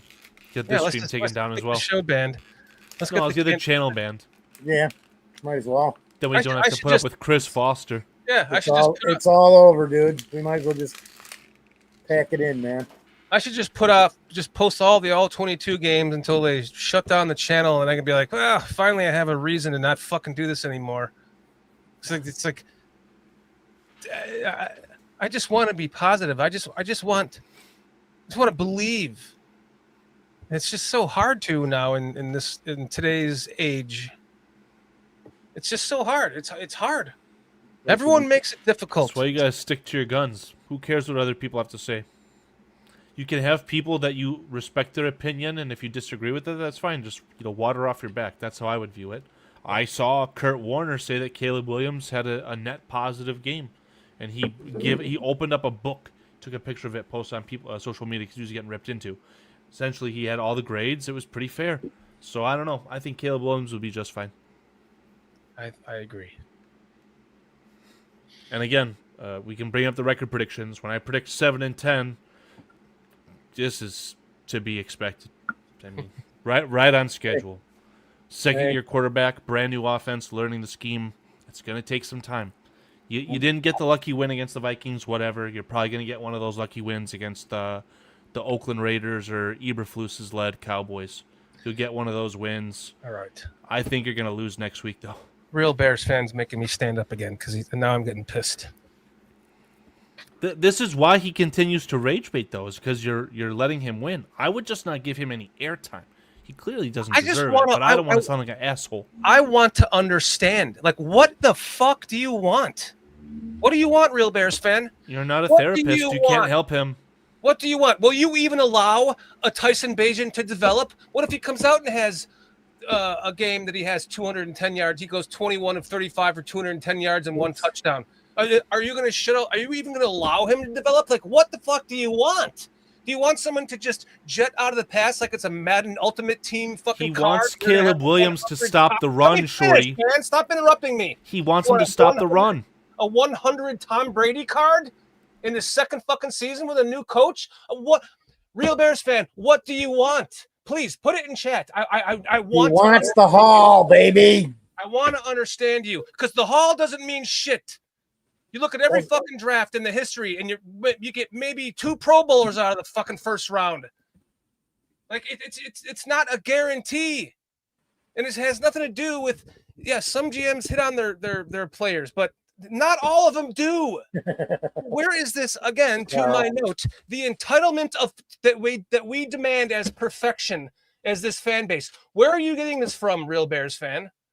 We know it's Chris Foster. Yeah, Chris Foster. He had to change his name because you're Foster, and he doesn't want to associate with you because you're fucking far too cool. No, that's not true at all. Actually, Chris and I get along very well. I'm not saying that. I'm just saying like he had to change his name because he didn't want to be associated with you because you're far cooler. I just don't that kind of narrative, Chris Foster, is what I don't understand. I don't understand it. What the hell do you want? What do you expect?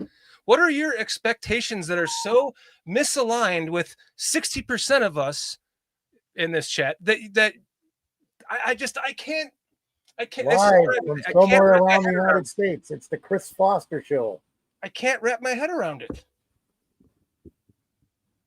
My goodness, we're sitting in the best position we've been in how many years, and just see you Mad Bro 76 got the right thing, and it's going to happen, you Mad Bro. It's going to take a little bit, man. He wants a good quarterback that fits in. He wants it right now. He wants it yesterday. He wants a Madden Ultimate Team. I want it for the last 15 years, but it doesn't happen that way, man. Because especially with this franchise, we're kind of cursed with the quarterbacks. If you don't allow it to develop, it never will. If you shit all over it, we're going to end up running. If this keeps up, he's going to get to his 3rd season and demand a trade just to get the fuck out of Chicago. And I wouldn't blame him one damn bit.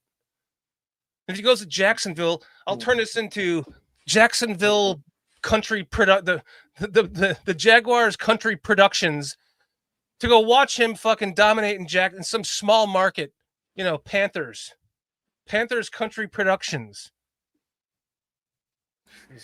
Did you say Panthers because that's the pick that we got from them to draft Caleb Williams? That would be cruel fate. That would suck. You're right. I'm Chris Foster. Cheers. I'm not letting you get to me anymore. I'm not going to ban you, but I'm not going to even acknowledge you anymore. You asked Chris Foster what he wants at least 18 times. That's what he wants is the screen time, the air time, the direct communication. Because his opinion is so asinine that he doesn't deserve to get the respect otherwise. It's just rage Rick. Bait. I'm down with PCP. You got to take it. I would prefer PCP at this point, Rick Gonzalez.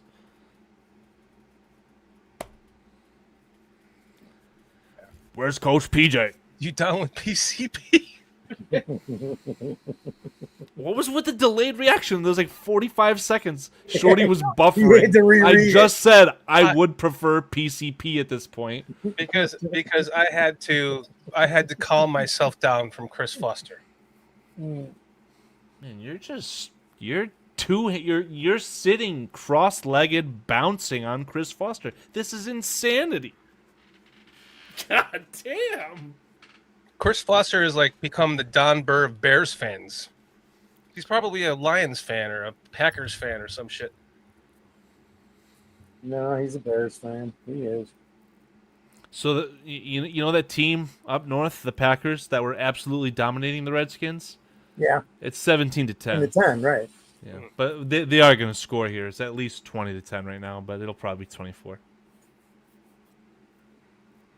Oh man. I like the idea of the Packers being so good so early because it feels like they're on prime course to flame out, and we get to play them later in the season, thank God. But I don't know. Are you impressed with this Packers team, Foster? I am. I didn't think, but it's one game, man. So because I still don't think love is what. Huh? I just don't think. I watched that game too last week, so. Well, you and I get the same. You watched it just like I did on TV, right over the air. I had YouTube TV with NFL Okay. Sunday Ticket. I had access to 100% of the games this weekend. Well, which that I don't was- know why Shorty is complaining about that. That was game 2 this week here in Chicago over the antenna. So I mean, I watched. and it's always the Packers game or the Lions game or the Vikings game, almost always, because that's what they play in Chicago is the NFC North. So unless you're getting an AFC game. Tucker Kraft just absolutely butthole hairs open. Yep. 24 to 10. Little Jaden Daniels, the superstar. Jaden Daniels, the guy that helped the Redskins let the world forget that their previous owner was a sexual predator. Those Redskins guys. Jaden Daniels, the savior. Eh, Sorry, that's how frustrating it gets. I have to resort to silly comments like that. But yeah, I mean, Tina Turner, man, yeah, she was what hot. are we talking about? Tina Turner? I don't know. I looked down in the chat and I just saw, yeah, you hit it. Kev's the Canuck and Tina Turner. I don't even know. I missed some of the conversation there because we were talking. And then I looked down at the score same time you did. So I don't know. Yeah. I don't Hate on hate Jaden on it. Daniels, but right now he's better than Caleb Williams because Jaden Daniels was asked to run an offense in the NFL that was more simple than the offense that he ran at LSU. Right? Just read the defensive end, right? Read option. Read the defensive end. Oh, he's coming in, hand it off. Whatever the hell the terminology is. I don't personally hate on anybody. It's what it is, unless they're like an asshole. There's plenty of players out there and ex-players that just Like total Rodgers? crap. Yeah, Like he's Favre? And Favre's gotten a lot better though, but he was terrible when he played. What do you mean know. he's gotten a lot better? Well, I shouldn't say that because I don't know because he's not in the spotlight as much. Like, so the last thing was, when there was money he owed, he went and he just did the right thing. He went and took care of some. Yeah, I heard that Favre was I like forgot what it laundering was, money but through the he- government to pay his daughter's volleyball team or something crazy. I don't know. I heard, and see, that's the thing that's the other thing now with everything is doesn't believe almost none of what you hear and about half of what you see No, because that's fucking the everything's so deceiving. Very true. So even your eyes can fucking fool you because the shit they do, man. You just putting in 5 and 3 second snippets of a guy saying something or showing something, and running that over and over, and then just ripping See, it apart.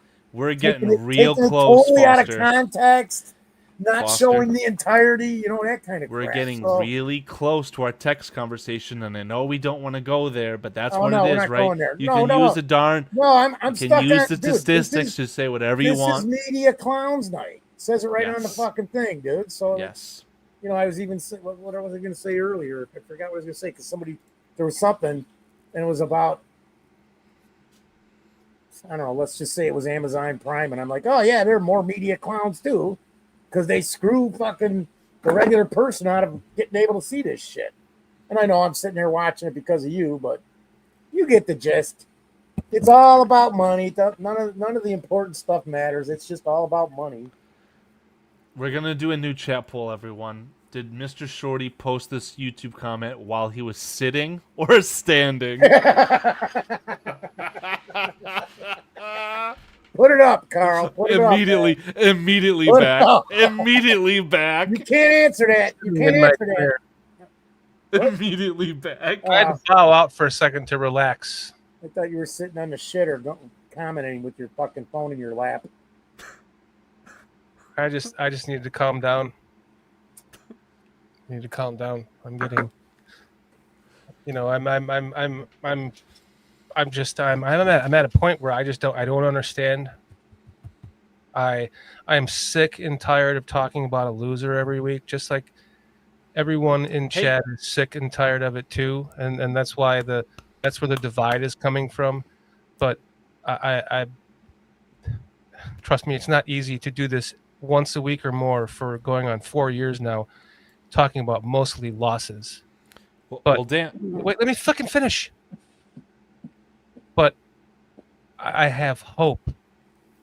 I have real hope. Like, it's not trying to believe in a Matt Eberflus that we never wanted. It's not trying to believe in a Matt Nagy who never really called plays. It's not trying to believe in a Mark Trustman or John Fox can get us back on the right track. We have a real head coach now, and we have the best quarterback talent that we've ever drafted. And we the Hall was Caleb, and I'm just getting beat down. I'm getting beat down by everything. It's not even, everyone in chat is pretty much, for the most part, optimistic like I am. It's just it's the national media, the local media, and then the fan base that they've affected with their narrative, and then you have, beyond that, you have the overly, opinionated Bears fans who are just fed up as well, and I understand that side. I just wish that, especially in today's world with all the social media bullshit and all the content that you can get that just can piss you off or make you happy, that we could all just realize that everyone's just trying to make money off of this stuff. And if we can just stop, put it down for a minute, and just go back to what it was like for me to be a Bears fan, and you got your news in the paper, you got your local stuff, and it wasn't all the Adam Hogue whoring himself out to 45 different places to give his opinion, and CHGO bringing on some prick Packer fucking fan to stir up stuff to piss us all off and try to unite us. It's all working, and it's just getting to me, man. It's really getting to me. So I was gonna say, I feel like you should just stay grounded in the truth. You know that the Vikings are a good team that have the reigning coach of the year with improvements from top to bottom, and we took that team almost to overtime in the first year of a new scheme under a rookie head coach with a second-year quarterback. No matter how you break down, stay positive. No matter how you break down JJ McCarthy, he still did have a year of learning in that offense. We couldn't practice. Oh, dude, I said this. I said this. I think I said it to you guys during the game. I made the statement Tarkington-ish. You remember that or no? No. Go look in our four-way chat. Yeah. I really, after watching him and seeing his composure after what he went through, I'm almost worried that I'm going to go through that again for 10 or 12 years. You're already afraid of McCarthy? Well, I'm not, but I see that it's possible there just because the way he handled that entire situation.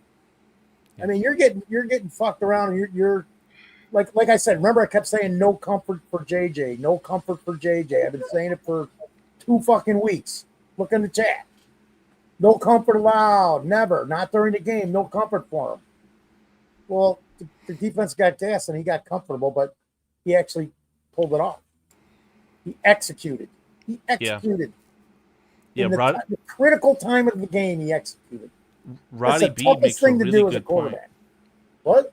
You're right, Foster, and the reason he was able to settle in is because context matters, Roddy B. Jordan Mason was able to run down the throats of the Chicago Bears because we neglected the interior defensive line for a backup tight end and allowed the running game to settle in the offense and for J.J. McCarthy to get his feet. Context does matter. It does. What about when the Bears had a lead? Oh, we couldn't grab the game by the cock and balls because DeAndre Swift refused to run through the tackles yet again and averaged 3 yards per carry. And Ben Johnson said, no, Kyle Monangai doesn't deserve a carry. Context does matter, Roddy B. This quarterback stuff is getting asinine. Just calm down. Penalties. It's all of it. It goes back to what it's always been. It's and I said this too, and I heard other people say it later. I didn't even remember until just now. I'm like, it kind of looked the same as it's been. Looked the same as it's been, man. Oh, I know. That's the problem, but it didn't look the same as it's been. It didn't, but it did. Those first 22 minutes of the game, yeah, and things look pretty damn good. It had the same. What happened? What happened to change that? You got to go back to a point of the game, because I remember, and I sent this to guys. So I'm sorry, I'll shut up after this one. No, it's okay. You just take your pauses for like too long, 5 or 6 seconds. So I think you're done, and then I start. Go ahead. No, good. I'm glad you realize that. Took me long enough. So sorry for laughing at you, but it's hilarious. Shit. Lost your train of thought now? Absolutely, because I'm laughing at you. And this is important too. It's important. Oh, midway through the third quarter, I sent you guys a text. Here we go again. Midway through the third quarter, probably with 10 minutes left in the third quarter, really, because I saw it coming.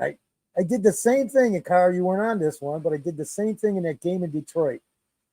When we ran to a mark in the field and just put our knee down and we kicked the field goal, I said, we just lost the fucking game because we're playing to win.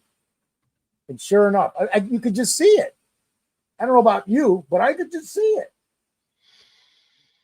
I know.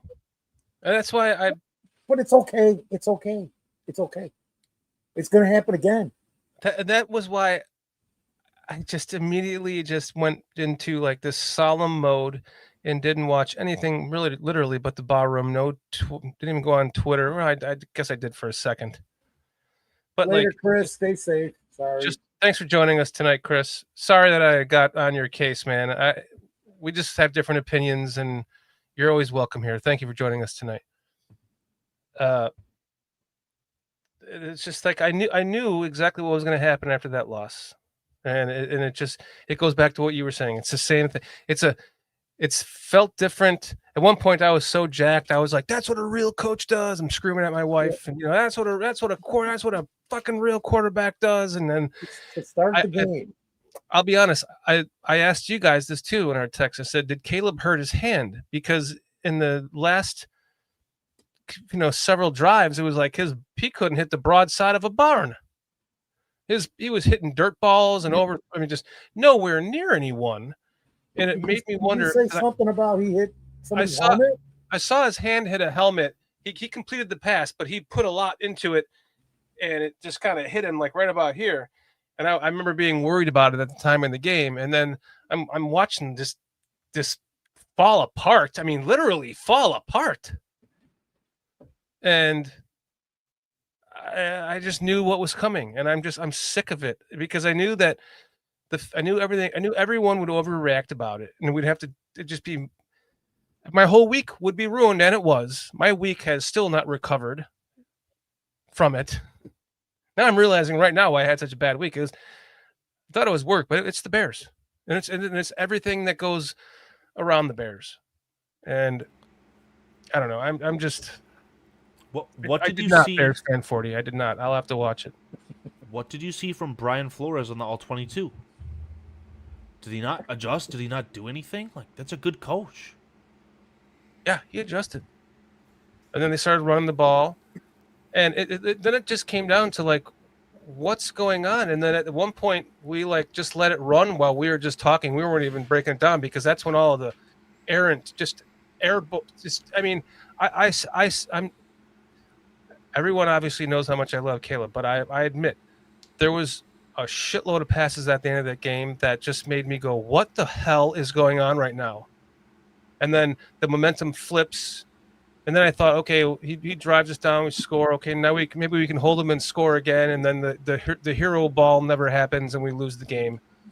And I just walked away from that thinking, what the hell just happened?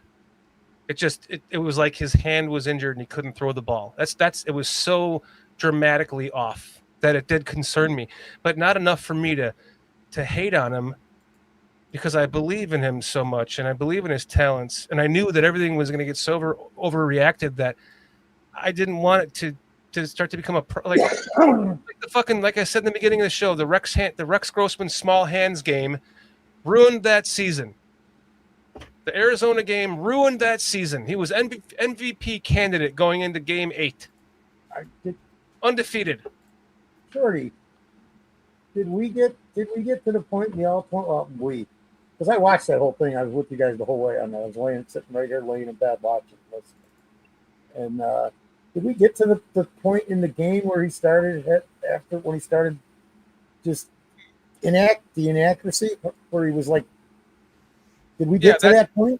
Yeah, but that was when we like basically just stopped slowing down and slow motion, looking at the plays, and we just like let it play, and we just talked it out because it was going on 4 hours or 3 hours. Yeah, that's what it was. You're right, it was. Okay. So we really didn't. You guys really didn't go through that part of the game almost. A little bit of it. Yeah. Yeah, I probably didn't want. We tuned it out. Right, but Bears. Of course, you didn't watch it, and Bears fan 40 said, "You will feel better when you watch it. The receivers weren't as wide open as we think, but still, so is that the throws planned, or like why are they acting like, well, he should have made that throw?" I can get Kurt Warner's opinion in front of us in a second. The same, and I shouldn't even bring this up, but the same miss to DJ Moore that everyone's talking about. There was a similar pass just like that to Cole Kmet that was also overthrown. And what we did notice in there was that his left foot was planted like it was like he was too, we were saying like he just looks like he was too amped up. So he was just like throwing the ball, 5 yards ahead of where they should have been, rather than like he has enough arm strength and zip on his ball to get it to where they're at. He doesn't need to he didn't need to lead them on those two misses. He could have just thrown it right to their numbers with his zip, and it would have hit him. And that's why I believe he's going to learn from it, man. He's going to learn from it. It was game one. It was game one. Game one. I'm putting up all this other stuff. Couldn't hit the side of a barn, inaccuracy. And I said it too. I said he wasn't accurate. Zach's asking, did you honestly feel that way all last season, though, with the accuracy? I guess if we're giving him an injury pass, then we can suspend the criticism. When's he going to be 100%? By all accounts, he wasn't injured, so we can't give him that pass. No. But there wasn't – last year, the accuracy issues were in the beginning of the season. They got better as the season went on. He actually hit quite a bit of deep balls, but he did miss some – really nice deep balls as well. I mean, he did. I'm not lying. He did. I'll admit he did, I should say. But he also hit his fair share of them too. And the numbers show it. I mean, he broke how many records like this? That's why in the thumbnail, James Brown is one of them, because in the Chiefs game, the preseason game, James Brown was like, "Oh, Caleb Williams had an up and down rookie season," and that's all he said. He didn't go, however, he broke, 5 Bears rookie quarterback records Dan. and 3 NFL rookie quarterback records. See, nobody talks. Everyone wants to talk about the bad, but not the good. Dan, I've listened to you bring up the records thing the last 3 weeks when I've been driving to and from Michigan. I think it would be good if you could recite exactly what they are, because it's a bit empty in the sense that they are Bears records. Not to say that they're irrelevant, but the Chicago Bears are not known for having elite quarterback play. So that is one thing I'd like to point out. But I do agree with your point, your sentiment. The rookie records for the NFL were passes thrown without a touchdown, Without an interception. Without an interception, which was also a Bears. But if record. he's not pushing the ball down the field and scoring, then it's kind of, you're playing hamstrung. You're with your hands behind your back, if that makes sense. Yeah. The British Bears, Jason UK Bears does a great stat bomb every week on the British Bears, and 2 weeks ago, like his stat bomb was on Caleb was spot on. It was so good. I keep having to remind myself I have to go back and write all that down, and then I can talk about it individually, what they are, because it's impressive when you know what they are. What are you laughing at? I'm laughing at Aldo just sent me a text. Yeah, I saw that video too. I'm sorry, I can't even explain it. No, Dan's looking at. Wait, Dan, wait. Just keep watching, man. No, I'm not gonna do it. No, I'll watch it later. No, it's you would have two more seconds, you would have seen it. We should put it up on a show somehow. I can do that, but I just said it on the show. I was just on it. No, but put it up, Carl, if you can. I'm getting the Kurt Warner breakdown. Hold on a second. And Keds, it's not Latino weather, girls, but that was my first thought. I was like, oh, cool. Aldo's sending me another weather report. Hey, Aldo, send me a weather report. No. Oh, yeah? Yeah, we should do a Brazilian weather report right now and get off this subject. Did you just watch the rest of that, Shorty? I didn't. Oh, okay. Hold on. No, it's no biggie. Why would we replay something on the show that just happened on the show? Trust me. Will you trust me? Come on, I got one of Shorty's gummies, man. All right, everyone, be quiet. It's Aldo time. Understand you, because the Hall doesn't mean shit. You look at every fucking draft in the history, and you get maybe 2 Pro Bowlers out of the fucking first round. Like it's not a guarantee, and it has nothing to do with. Yeah, some GMs hit on their players, but not all of them do. I'm so fucking scared right now. You shut up. Where is this again? To my note, the entitlement of that we demand as perfection as this fan base. Where are you getting this from, real Bears fan? My ass.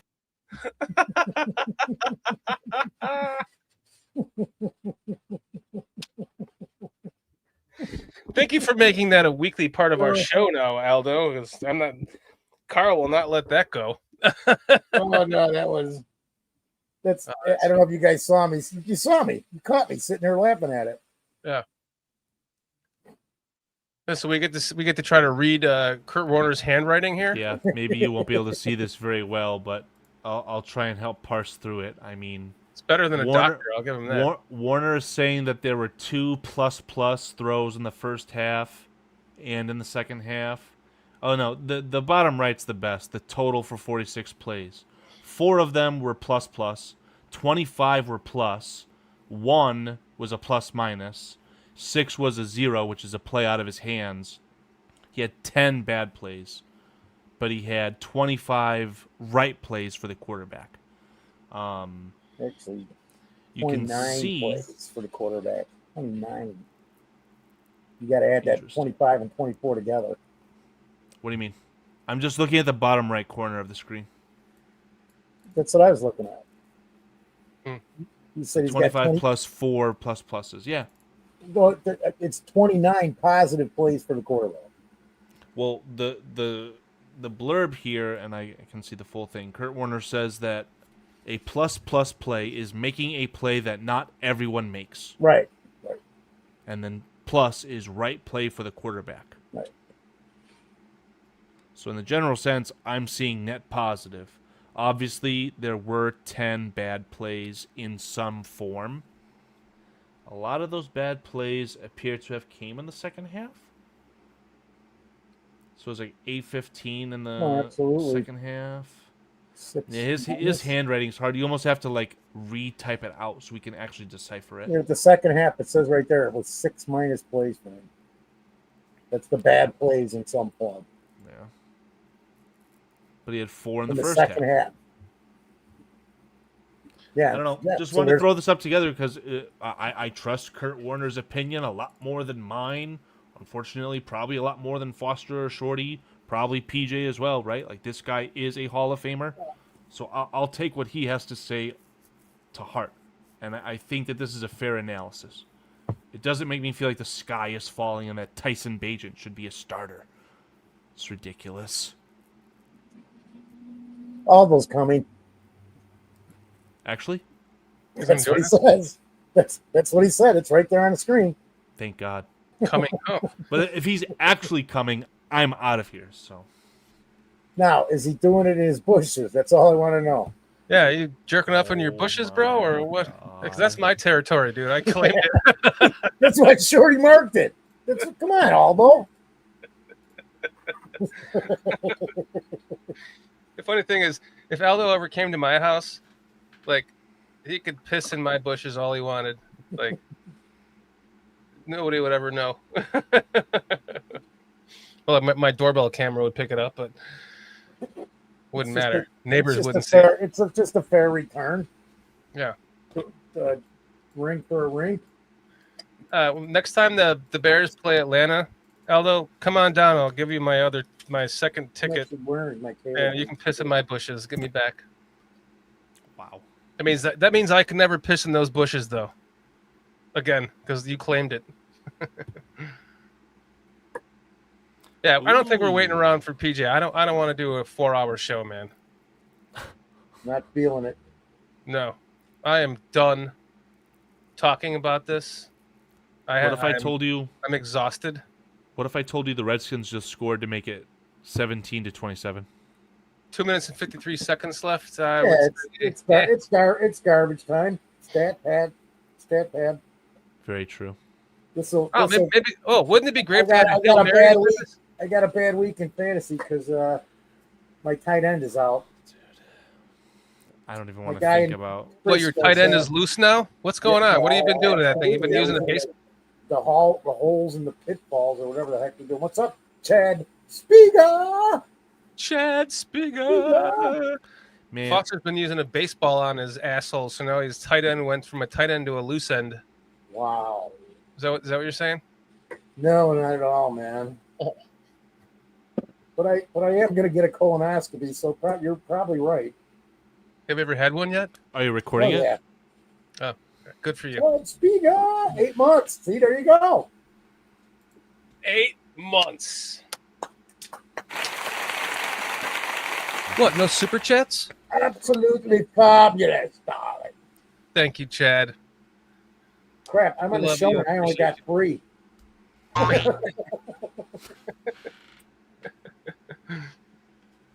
That's bad.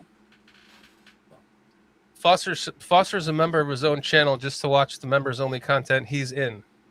You know what? And I've never watched He's it. here. DJ's here, and I've never watched it though.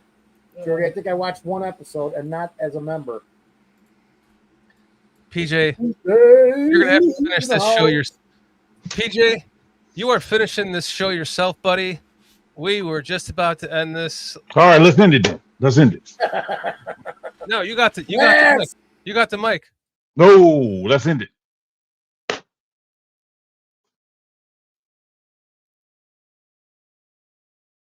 Blank screen, man. Like, oh, I can pull myself.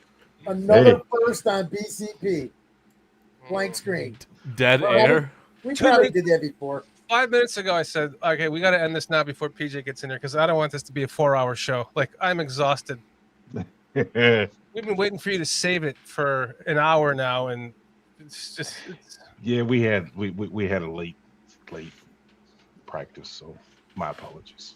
You know, you gotta tell these coaches that they're messing with your fucking podcasting schedule, dude. My moonlighting, right? What's up, Peach? Not much, man. Not much. You have any positivity to interject on this? Carla was wondering what we saw on the All 22, and I couldn't really give him any answers. I just think, the things that we did see were things that could be fixed, like, your run fits on your run game. I think Caleb kind of hung on to the ball a little bit too long and didn't really look downfield. He was looking more for the checkdowns, in my opinion. I think, what is it? You have, I mean, first game, maybe it's first game jitters. I don't know. I don't have a real bad feeling about it. I mean, I'm not like super down in the dumps about it. I just think that, yeah, he can he can definitely improve, but it is improvable. Just start looking down the field a little bit. Like we talked about on, what was that, Tuesday? Recognize when you have a defender in conflict, and instead of taking the check down, take the other one. I mean, you can look at the check down, which causes the defender to react, but then take the pass over it. And I think he was doing kind of the opposite. He'll put him in conflict, and he'll just take the check down. So, I mean, again, overall, I'm still optimistic about it. I think it's still looking up. I still have faith in Ben. I don't think Ben called a horrible game. I don't. I think the defense, I will say Grady Jarrett was kind of disappointing for his first game. I was pleasantly surprised with Dale, though. I didn't expect that out of him. I thought Sewell started off like his hair was on fire, but then he kind of calmed down a little bit. And Tremaine Edmonds, he seemed like he was slow in his run fits. Didn't see much of Billings. I think he played some in the first half, some in the second, maybe, not really a lot. But those are my impressions. And I don't know who some of those cornerbacks were. Let me just put that out there. Some of those quarterbacks that got scored on, I was like, who is this guy? Number 24? I don't know who that was. I was like, man, I don't know him at all. For the Bears, right? Yeah. I viewed that as almost like optimism, right? Like you're missing 3 really good cornerbacks, and you didn't get shredded by Jefferson and Thielen. Right. I thought that was a little bit impressive, but it seems like the same old story with that darn run game, man. Yeah. I predicted it. I don't have to rehash it for the viewers, but essentially still harping on the fact that you passed on a defensive tackle for a tight end. Can't get over it. I just can't get over it. Yeah. And yeah, the run game was kind of disappointing. What, 17 carries, 53 yards, I believe, for Swift? Yeah, 3 yards per carry, just not good enough on the offensive side either. I was specifically talking about the run defense. Oh, but okay, yes, yeah. On offense, you saw the text message, PJ, and I said this earlier to the guys. I mean, how nice would it have been when you had that little tiny lead to grab the game by the balls and run down their throats? Yep. And instead, the Minnesota Vikings used that to get themselves back into the game via Jordan Mason running over whoever the heck it was. Yeah, and I heard that that offensive line, Pete, remember. Isn't that terrible, PJ? Was moving our defensive line there late. And Mason and Jones were both just running behind them and then finding their spot. Yep. Yeah. And Sweat was not a good presence. I mean, there was a few plays. Dexter actually looked pretty good, in my opinion, if I were going through the all 22 with you guys. Because I sat here and watched the whole thing. It was awesome being on this side of it. Yeah. I thought Dexter started off okay, but then they started reaching his outside shoulder and it seemed like he wasn't able to get over it. Yeah. But that's my view. Jackson was bad. He was, Foster. Braxton had some bad moments for sure, and he sure got a lot of help. Yeah, I didn't think Drew Dalman to Bears fan 40 point. I don't think Drew Dalman played all that well either. But again, first Yeah, game, so I'm yeah, not like yeah. horrible. I mean, I'm not upset, And disappointed a little bit, but not mad. you know what else, Pete? You know what I caught from watching you guys? And I think Zach Sullivan brought this up. How come Caleb Williams is so much more mobile in the pocket this year? And he seems like a step quicker than last year. This is just from watching the all 22 with you guys. He made some better decisions too. Like his head was up. Yeah. Running the right He direction. did seem more mobile. I wanted to say also one of the good coaching moves that I said to my wife watching the game was at the end when Ben Johnson put the team out there on 4th down and forced the Vikings to use one of their timeouts, and then he came back and punted it. Yeah, that's the difference between good coaching and bad coaching, and that's why I just think there's so much to build off of. It's just the pessimism is just it's. I was telling everyone you miss a pizza. It's getting to me. It's getting to me. I went on a couple of rants tonight. I got to go back and watch. I'm almost not proud of them. Oh, by the way, what you have to really go back and watch is my opening dances have gotten much better, and you're not even here for them. Much better. Peach.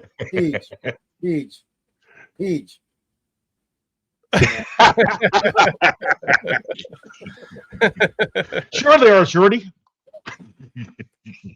No, they are getting. I've slowed it down for you. Even like it's improvement. There's some minor growth there. Okay. Yeah, I'm in year 3 of learning my dancing. So now is when I peak. Baby steps. See, if you all gave up on me after my dancing after the first year of my dancing, and now you're starting to come around because I'm learning the moves. I'm being taught. Pete, no, not really. Not for real. I'm sorry, Short. I just let you think that way. I shouldn't have let it go this far. Hey, don't believe everything you think. Don't believe everything I think that you think, or you think that I think. You shouldn't believe everything that you think. You shouldn't believe everything you think either. I know that for a fact. Yeah, I think overall Sweat was a disappointment as well. I think he had, to Foster's point, I think he had like one batted ball or something like that, and maybe a pressure or two. So as much money as we're paying him, when I say that, I mean the Bears. And I'll say this, Steve, if you remember, he was the guy I wanted, and we saw what I want. We saw what I wanted that when we brought him here, but we haven't seen it since. And I know he was injured a lot of last year, but he's not hopefully injured. He'll bounce back. Injured now. Yeah, hopefully he'll bounce back. I mean, those are the things I'm looking at. It's like, you guys, as you guys know, I'm more of a defensive guy, so I look at the defense more so than the offense. And I thought the defense started off well, but then kind of ran out of gas and stopped. Halftime adjustments, they adjusted to us, but we didn't adjust to them. Yep, absolutely. So absolutely. I said this to start the show on my rant page, is that everyone is just so overly critical and pessimistic about the offense's performance going into a rookie head coach with a second-year quarterback who should have, by all accounts, had that coach last year and now be in his second year in this offense and progressing at it, but no, had to scrap everything that he learned, all those play calls for all brand new ones, more complicated, and all anyone can focus on is the offense. When this team is historically known for its defense and its running backs, linebackers, running backs, historically defense. We are all still stuck to 85 Bears because of defense. And we're in this age where nobody can even allow a chance for the offense to develop with all this new stuff going on, and nobody's talking about the defense. Like we're not even known for offense, yet we're all complaining about it. Yet it's just as good as anything we've seen before, and hopefully will be better with time. But no, let's talk about the offense. Not why is our defense so terrible? Why did our defense give up 27 points? Yeah, I mean, those are things to consider. And I think even when we had the lead at halftime, I was wondering honestly about the offense. If I'm being honest with you, I was like, Yeah. you know, the offense did not look that well in the first half, and we had a chance to seize it. We didn't. I thought the defense was holding up pretty decently in the first half. Then they just second half just run fits and adjustments just didn't work. But the offense, I guess, when you have a number one overall pick as a quarterback, you're going to have high expectations for him, for one. For two, when you bring in all these weapons, you use a first round pick and a second round pick, not in the same year, of course, on your tight ends. Then you have 2 first round picks in wide receivers. Then you have a second round pick in a wide receiver. I mean, so you have all these weapons that, you know, you have. So you expect great things, and you have this brilliant offensive minded coach who you bring in here. So I understand why people are disappointed. I get it. But I will say again, first game. So I give some grace, I give some leeway because I think they're still working out bugs. Absolutely. And like Foster was saying, there was another positive too. And the like yards was a little light, but I mean yeah. And like you said, Foster, this is basically the 4th preseason game. Wait, I got it. Yeah, it's a preseason game. So, but Shorty, this is all. What's up, Jedediah? Good to have you back this week with us. Thanks for joining us. That's all in sarcasm, Shorty. He said it right under it. I didn't get it on the thing. I was waiting for PJ to finish. Oh, that's sarcasm. Sorry. Okay. Yeah, did you hear? absolutely. Caleb got one chance in Ben Johnson's system, and his lack of perfect execution from day one confirms that his Heisman must have been a participation. I misunderstood you. Participation award. Then he says he's exhausted from the immediate doomsday cult reaction to a week 1 game. Something that tenured football fans understand does not dictate what can happen in the season. Yes, and let's just talk about again the Matt Nagy season 1. Second-year quarterback, new offense, loses to the Packers with Khalil Mack having his best game of the Bears, knocks out Aaron Rodgers. He comes back and he beats us, and then we still go 12-4 and make the playoffs. So that was my whole rant earlier that you missed, Peach. Is just breathe, allow it to just allow the process to happen, man. Yeah, as long as you're trying, you're trying to do. Improve. I mean, you make adjustments to improve. I mean, I think Ben's a very smart guy. I think he'll be fine. And the thing I really like, although he has some trick plays, he doesn't base his whole offense on trick plays. And that, to me, is the difference between him and Nagy. Whereas Nagy was more of smoke and mirrors all the time. Yeah. I mean, that whole 2018 season seemed like it was one trick play after another trick play, and on his board in the basement somewhere, drawing up these elaborate fancy plays. But if he would have stuck to them in year 2, he would have been. He could have become the next. I totally Ben Johnson disagree before with Ben Johnson. I totally disagree with that statement. Too gimmicky. Yeah, you can't. To me, you can't base your offense on gimmicks. It's good as a nice change. But when you do too many of them, that's when you have a guard lined up in front of a defensive tackle, and the guard goes out to block somebody else, and the defensive tackle comes right in the backfield and hits the running back as soon as he gets the handoff. Seen that one too many times in Nagy's offense because he's trying to be so creative. And that's just my opinion. Of course, Pete, I'm with you. It's like what they're doing with cars. Everything's over-engineered. They're going too far with it. Yeah. You stick to the concepts that you know that work, and you throw those plays in as needed. And I myself would always try to hold on to them for an emergency. because you're gonna need them 2 or 3 times a year. You're gonna need something to get you out of a hole. Yeah. But one of the critical points too, and I'm gonna just go into Ben Johnson because we got into this earlier, Shorty. I don't want to upset you, but I stated that he should have never thrown the challenge flag on that when he where he punched the ball out. See, I disagree. I do too. Okay. We did a chat poll. 60% said I just sat here and said no way. Because I mean, his knee was on the ground, but he punched the ball before he touched him. So it was a terrible call by the officiating, considering they got to look at it in the same slow motion we did. That's what I don't understand. I mean, the way I looked at it, it seemed like they're like saying because he's on the ground, although no one touched him, he's down anyway. You hit the ball, and that makes you automatically down. That's what I said though, but that's the way I thought the play worked. That's how it worked. No. What's up, Chris Watts? Good morning, mate. Chris Watts got up to take a shit, and he's on his phone right now. Hopefully, you're sitting.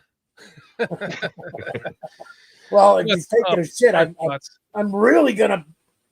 He better be sitting. I mean, you know, it's 5:30 in the morning in the UK. He's going back to bed right now. You missed some epic rants, Chris. Make sure you go back and watch. I know you will. Yeah. And then so the red flag, and then the second half, there was the halftime adjustments, or game adjustments from the halftime on. The game adjustments were just non-existent. I mean, that is a very great point. I think that's one of the disappointments. Another disappointment I have is the fact that seemed like Brian Flores made better adjustments for his defense than Ben Johnson did for his offense. Way better. Better. Yeah. And not just the defense, the offense too. That's when they started power running the ball effectively. Yes. I mean, it didn't take till later in the game, but they started doing it in the middle. Matter of fact, you know when they started doing it? I forgot what we did. And then that's when I text you guys up. Here we go again. Because I saw it coming. And then they started attempting to do it. And actually, Mason was much more effective than Jones was. They ran Mason more than Jones at that point for whatever, because he was more effective. Right. Guys, real quick. And they were just power running the ball, and they'd make a hole. I want to get to some. You can't stop that. You're going to lose every week. Agreed. Every week. Go ahead, Carl. Shorty, whatever your name is. Long pause, real long. I was telling him before he came in. Foster has this way of he's going on. He's talking about something like this, but then he's not quite done. So then he keeps going, and now he's talking about something like this.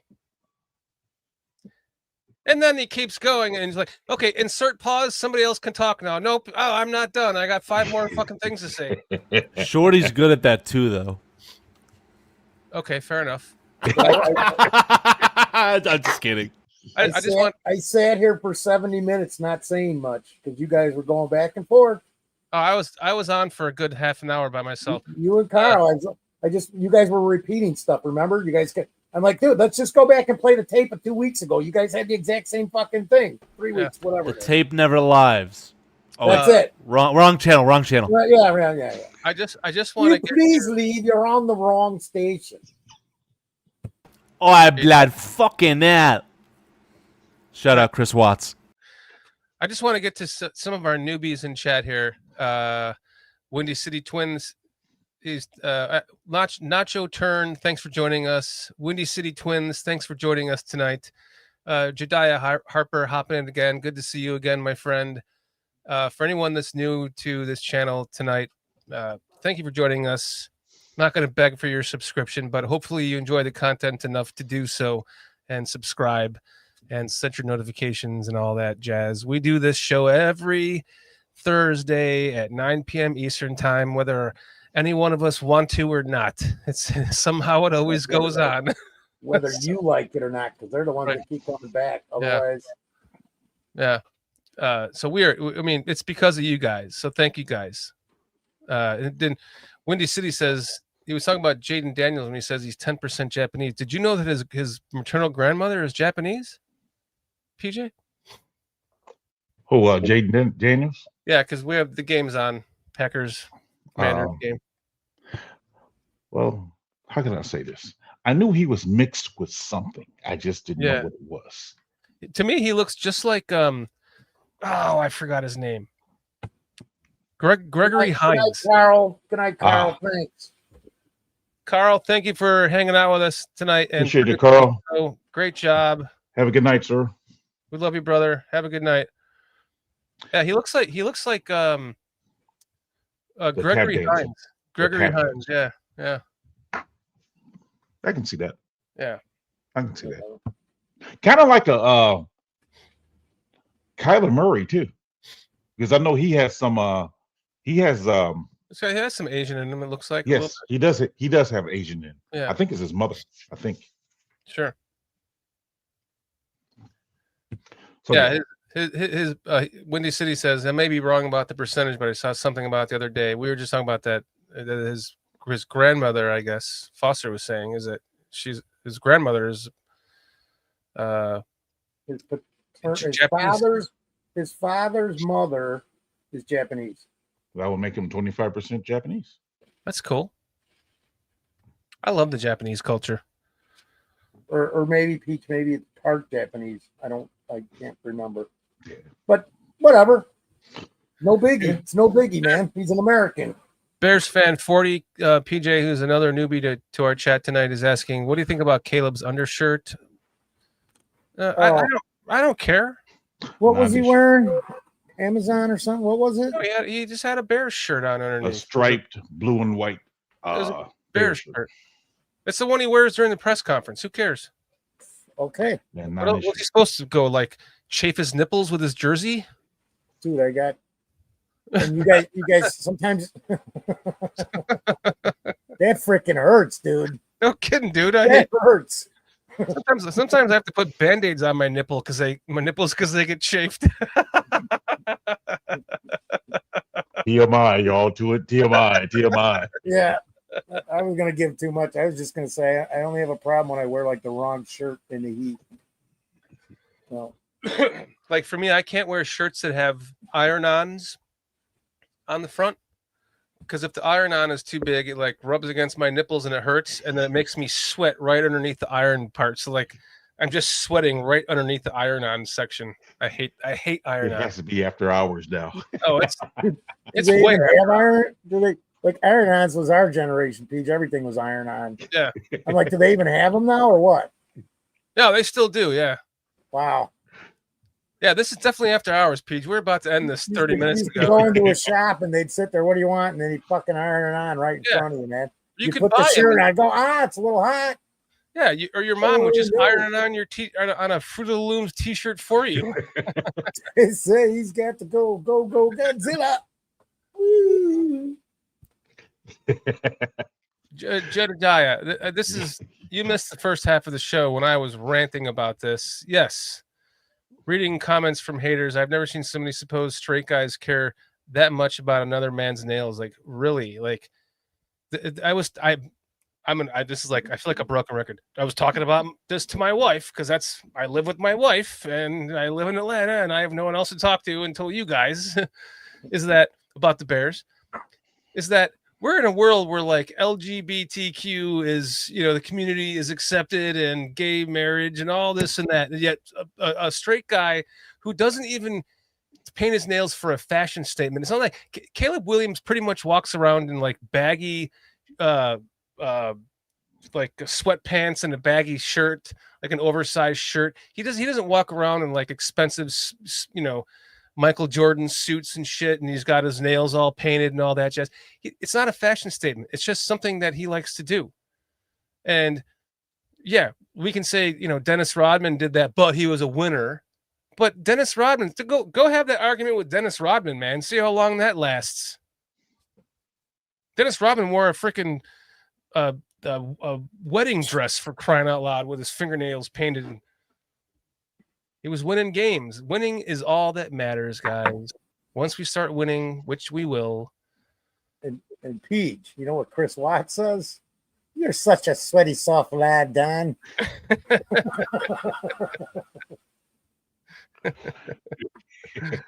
You're such a sweaty, soft lad, Chris, I love you. Wanka. Chris and I are experts at trading burns with each other, just like we are here.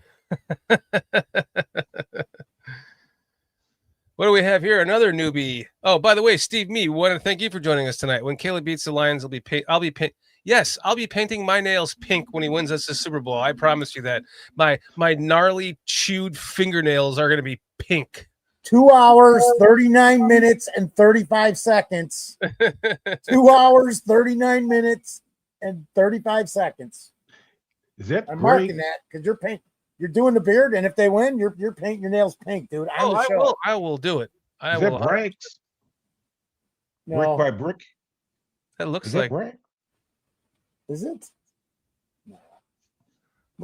Maybe it is. It might be a burner account of his. Yeah.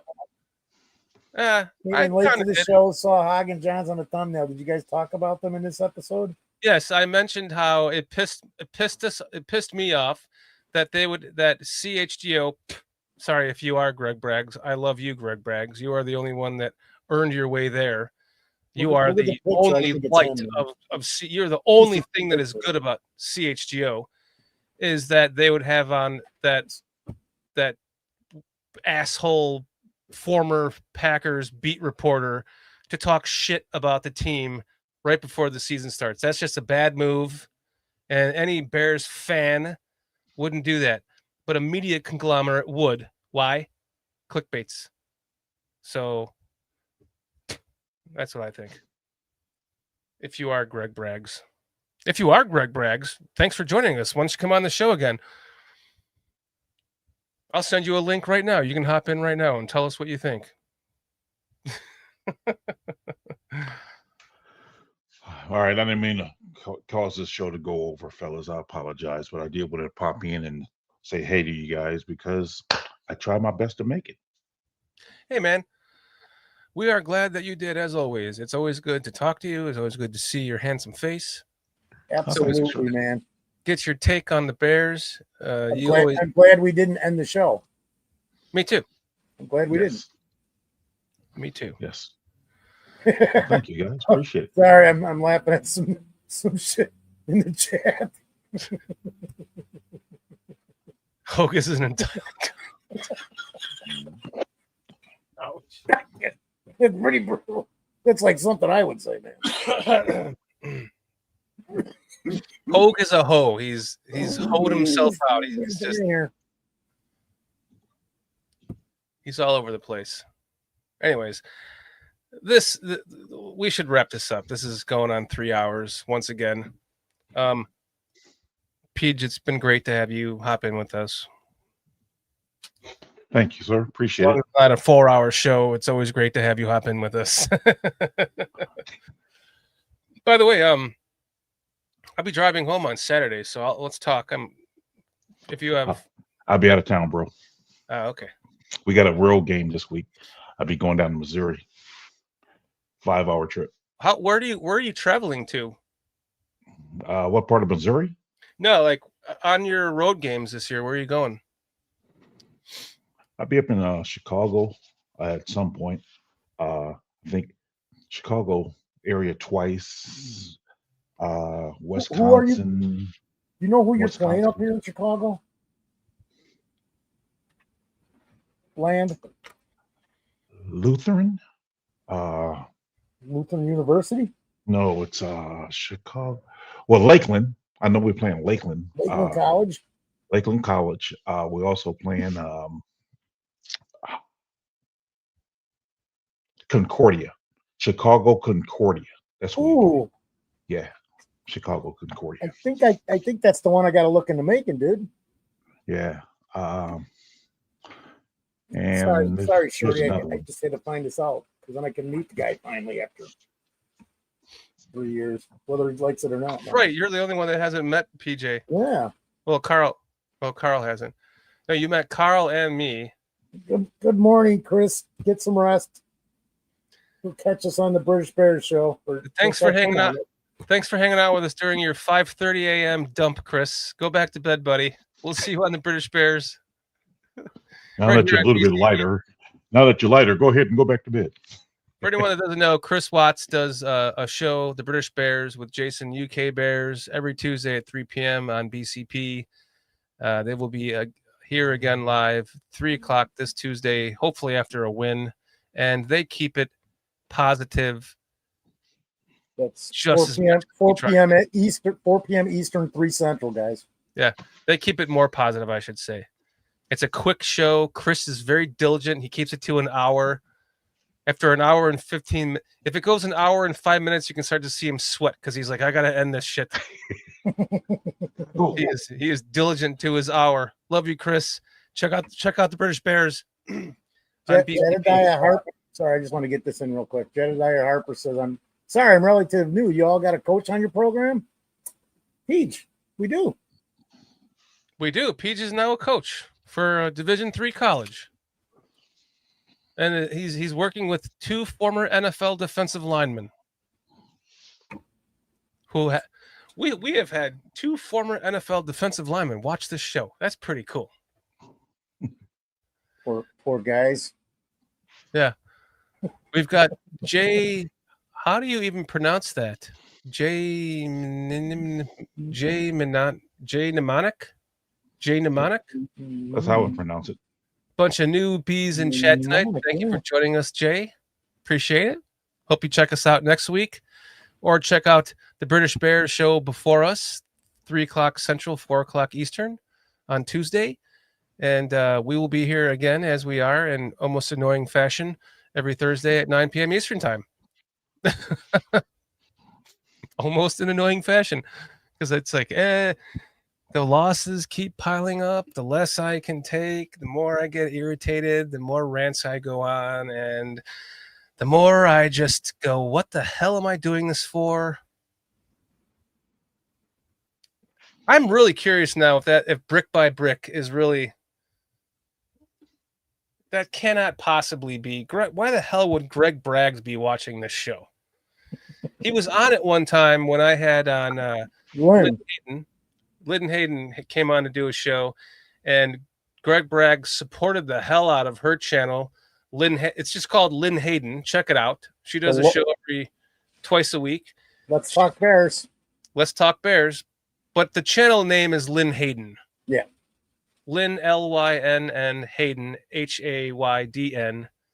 And she does 2 shows a week, and she is absolutely a treat. Please check her out too, guys. So I asked Greg, I begged him basically because he had like fallen in love with her, found her channel. He was promoting the hell out of her. She gained like 500 subscribers in like 2 days because of Greg, and I begged him to come on the show and surprise her, and he did. And if you are Greg Braggs, I want to thank you for doing that, even if you never come on this channel again. That really made my day, and that's all I can ask from you. If that really is you, Greg. If it is, thank you. Yeah. I think I'm about done. I'm out of words. All right, let's get to chat. And I promised that I wasn't going to then carry on. See, there we go. Jedediah Harper, thank you for joining us. Chris Watts, Jay Mnemonic, Antmus, my man, what's going on? Brick by Brick, Bears fan 40, Chris Watts, Armando Lotta Jr., Patty L, Steve Me, good to see you, buddy. Who else we got up here? Zach Sullivan. Bears fan 40 is new. Thank you for joining us tonight. Is Zach Sullivan? I think. Oh, I wanted Carl to pull up. Oh, I wanted to. I can do this really quick. Go ahead and do that. Keep going to chat, and I'll pull this up for you.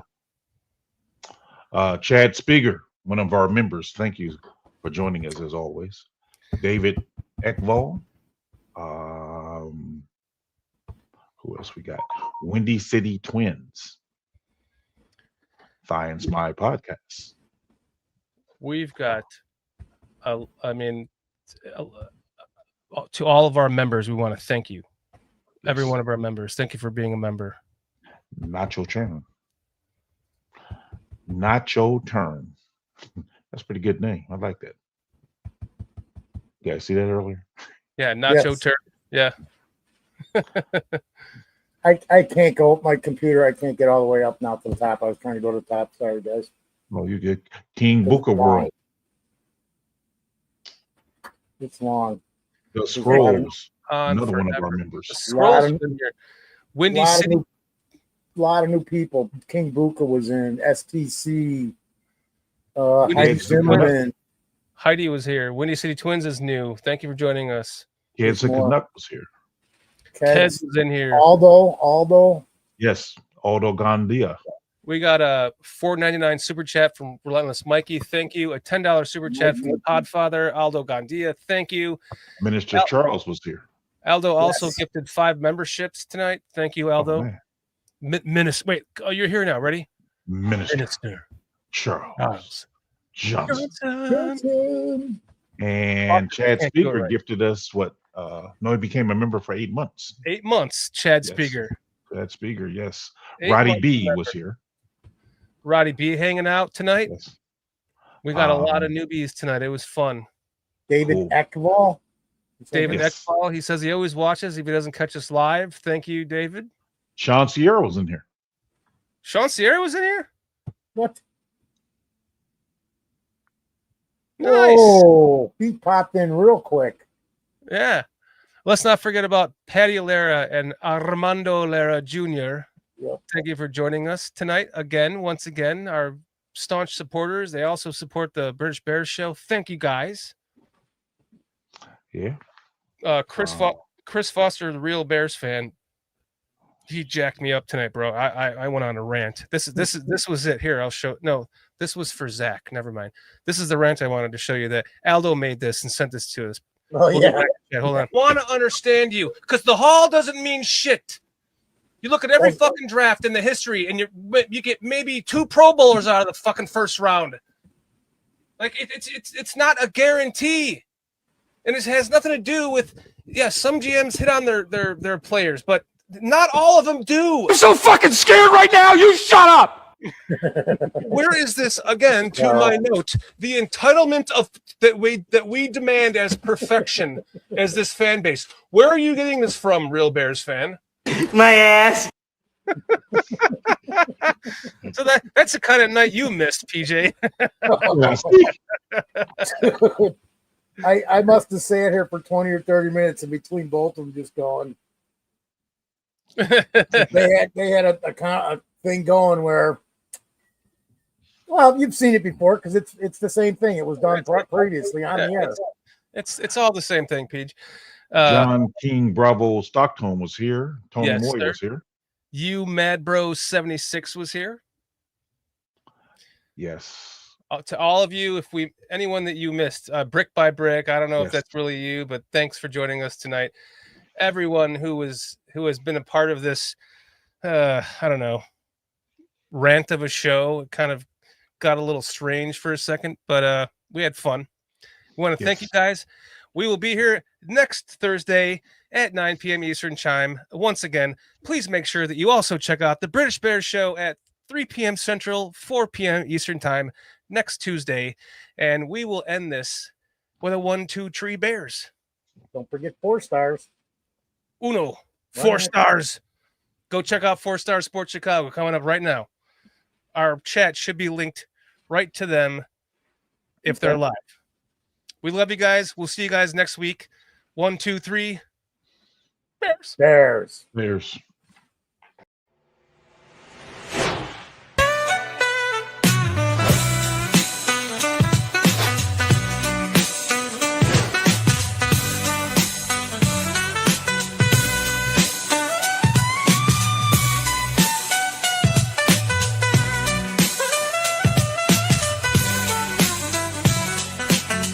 Giddy up, groove, stay.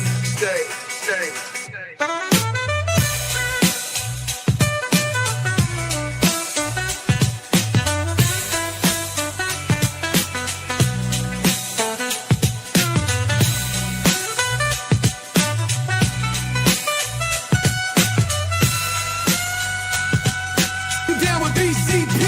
Yeah, you know me. You down with BCP? Yeah, you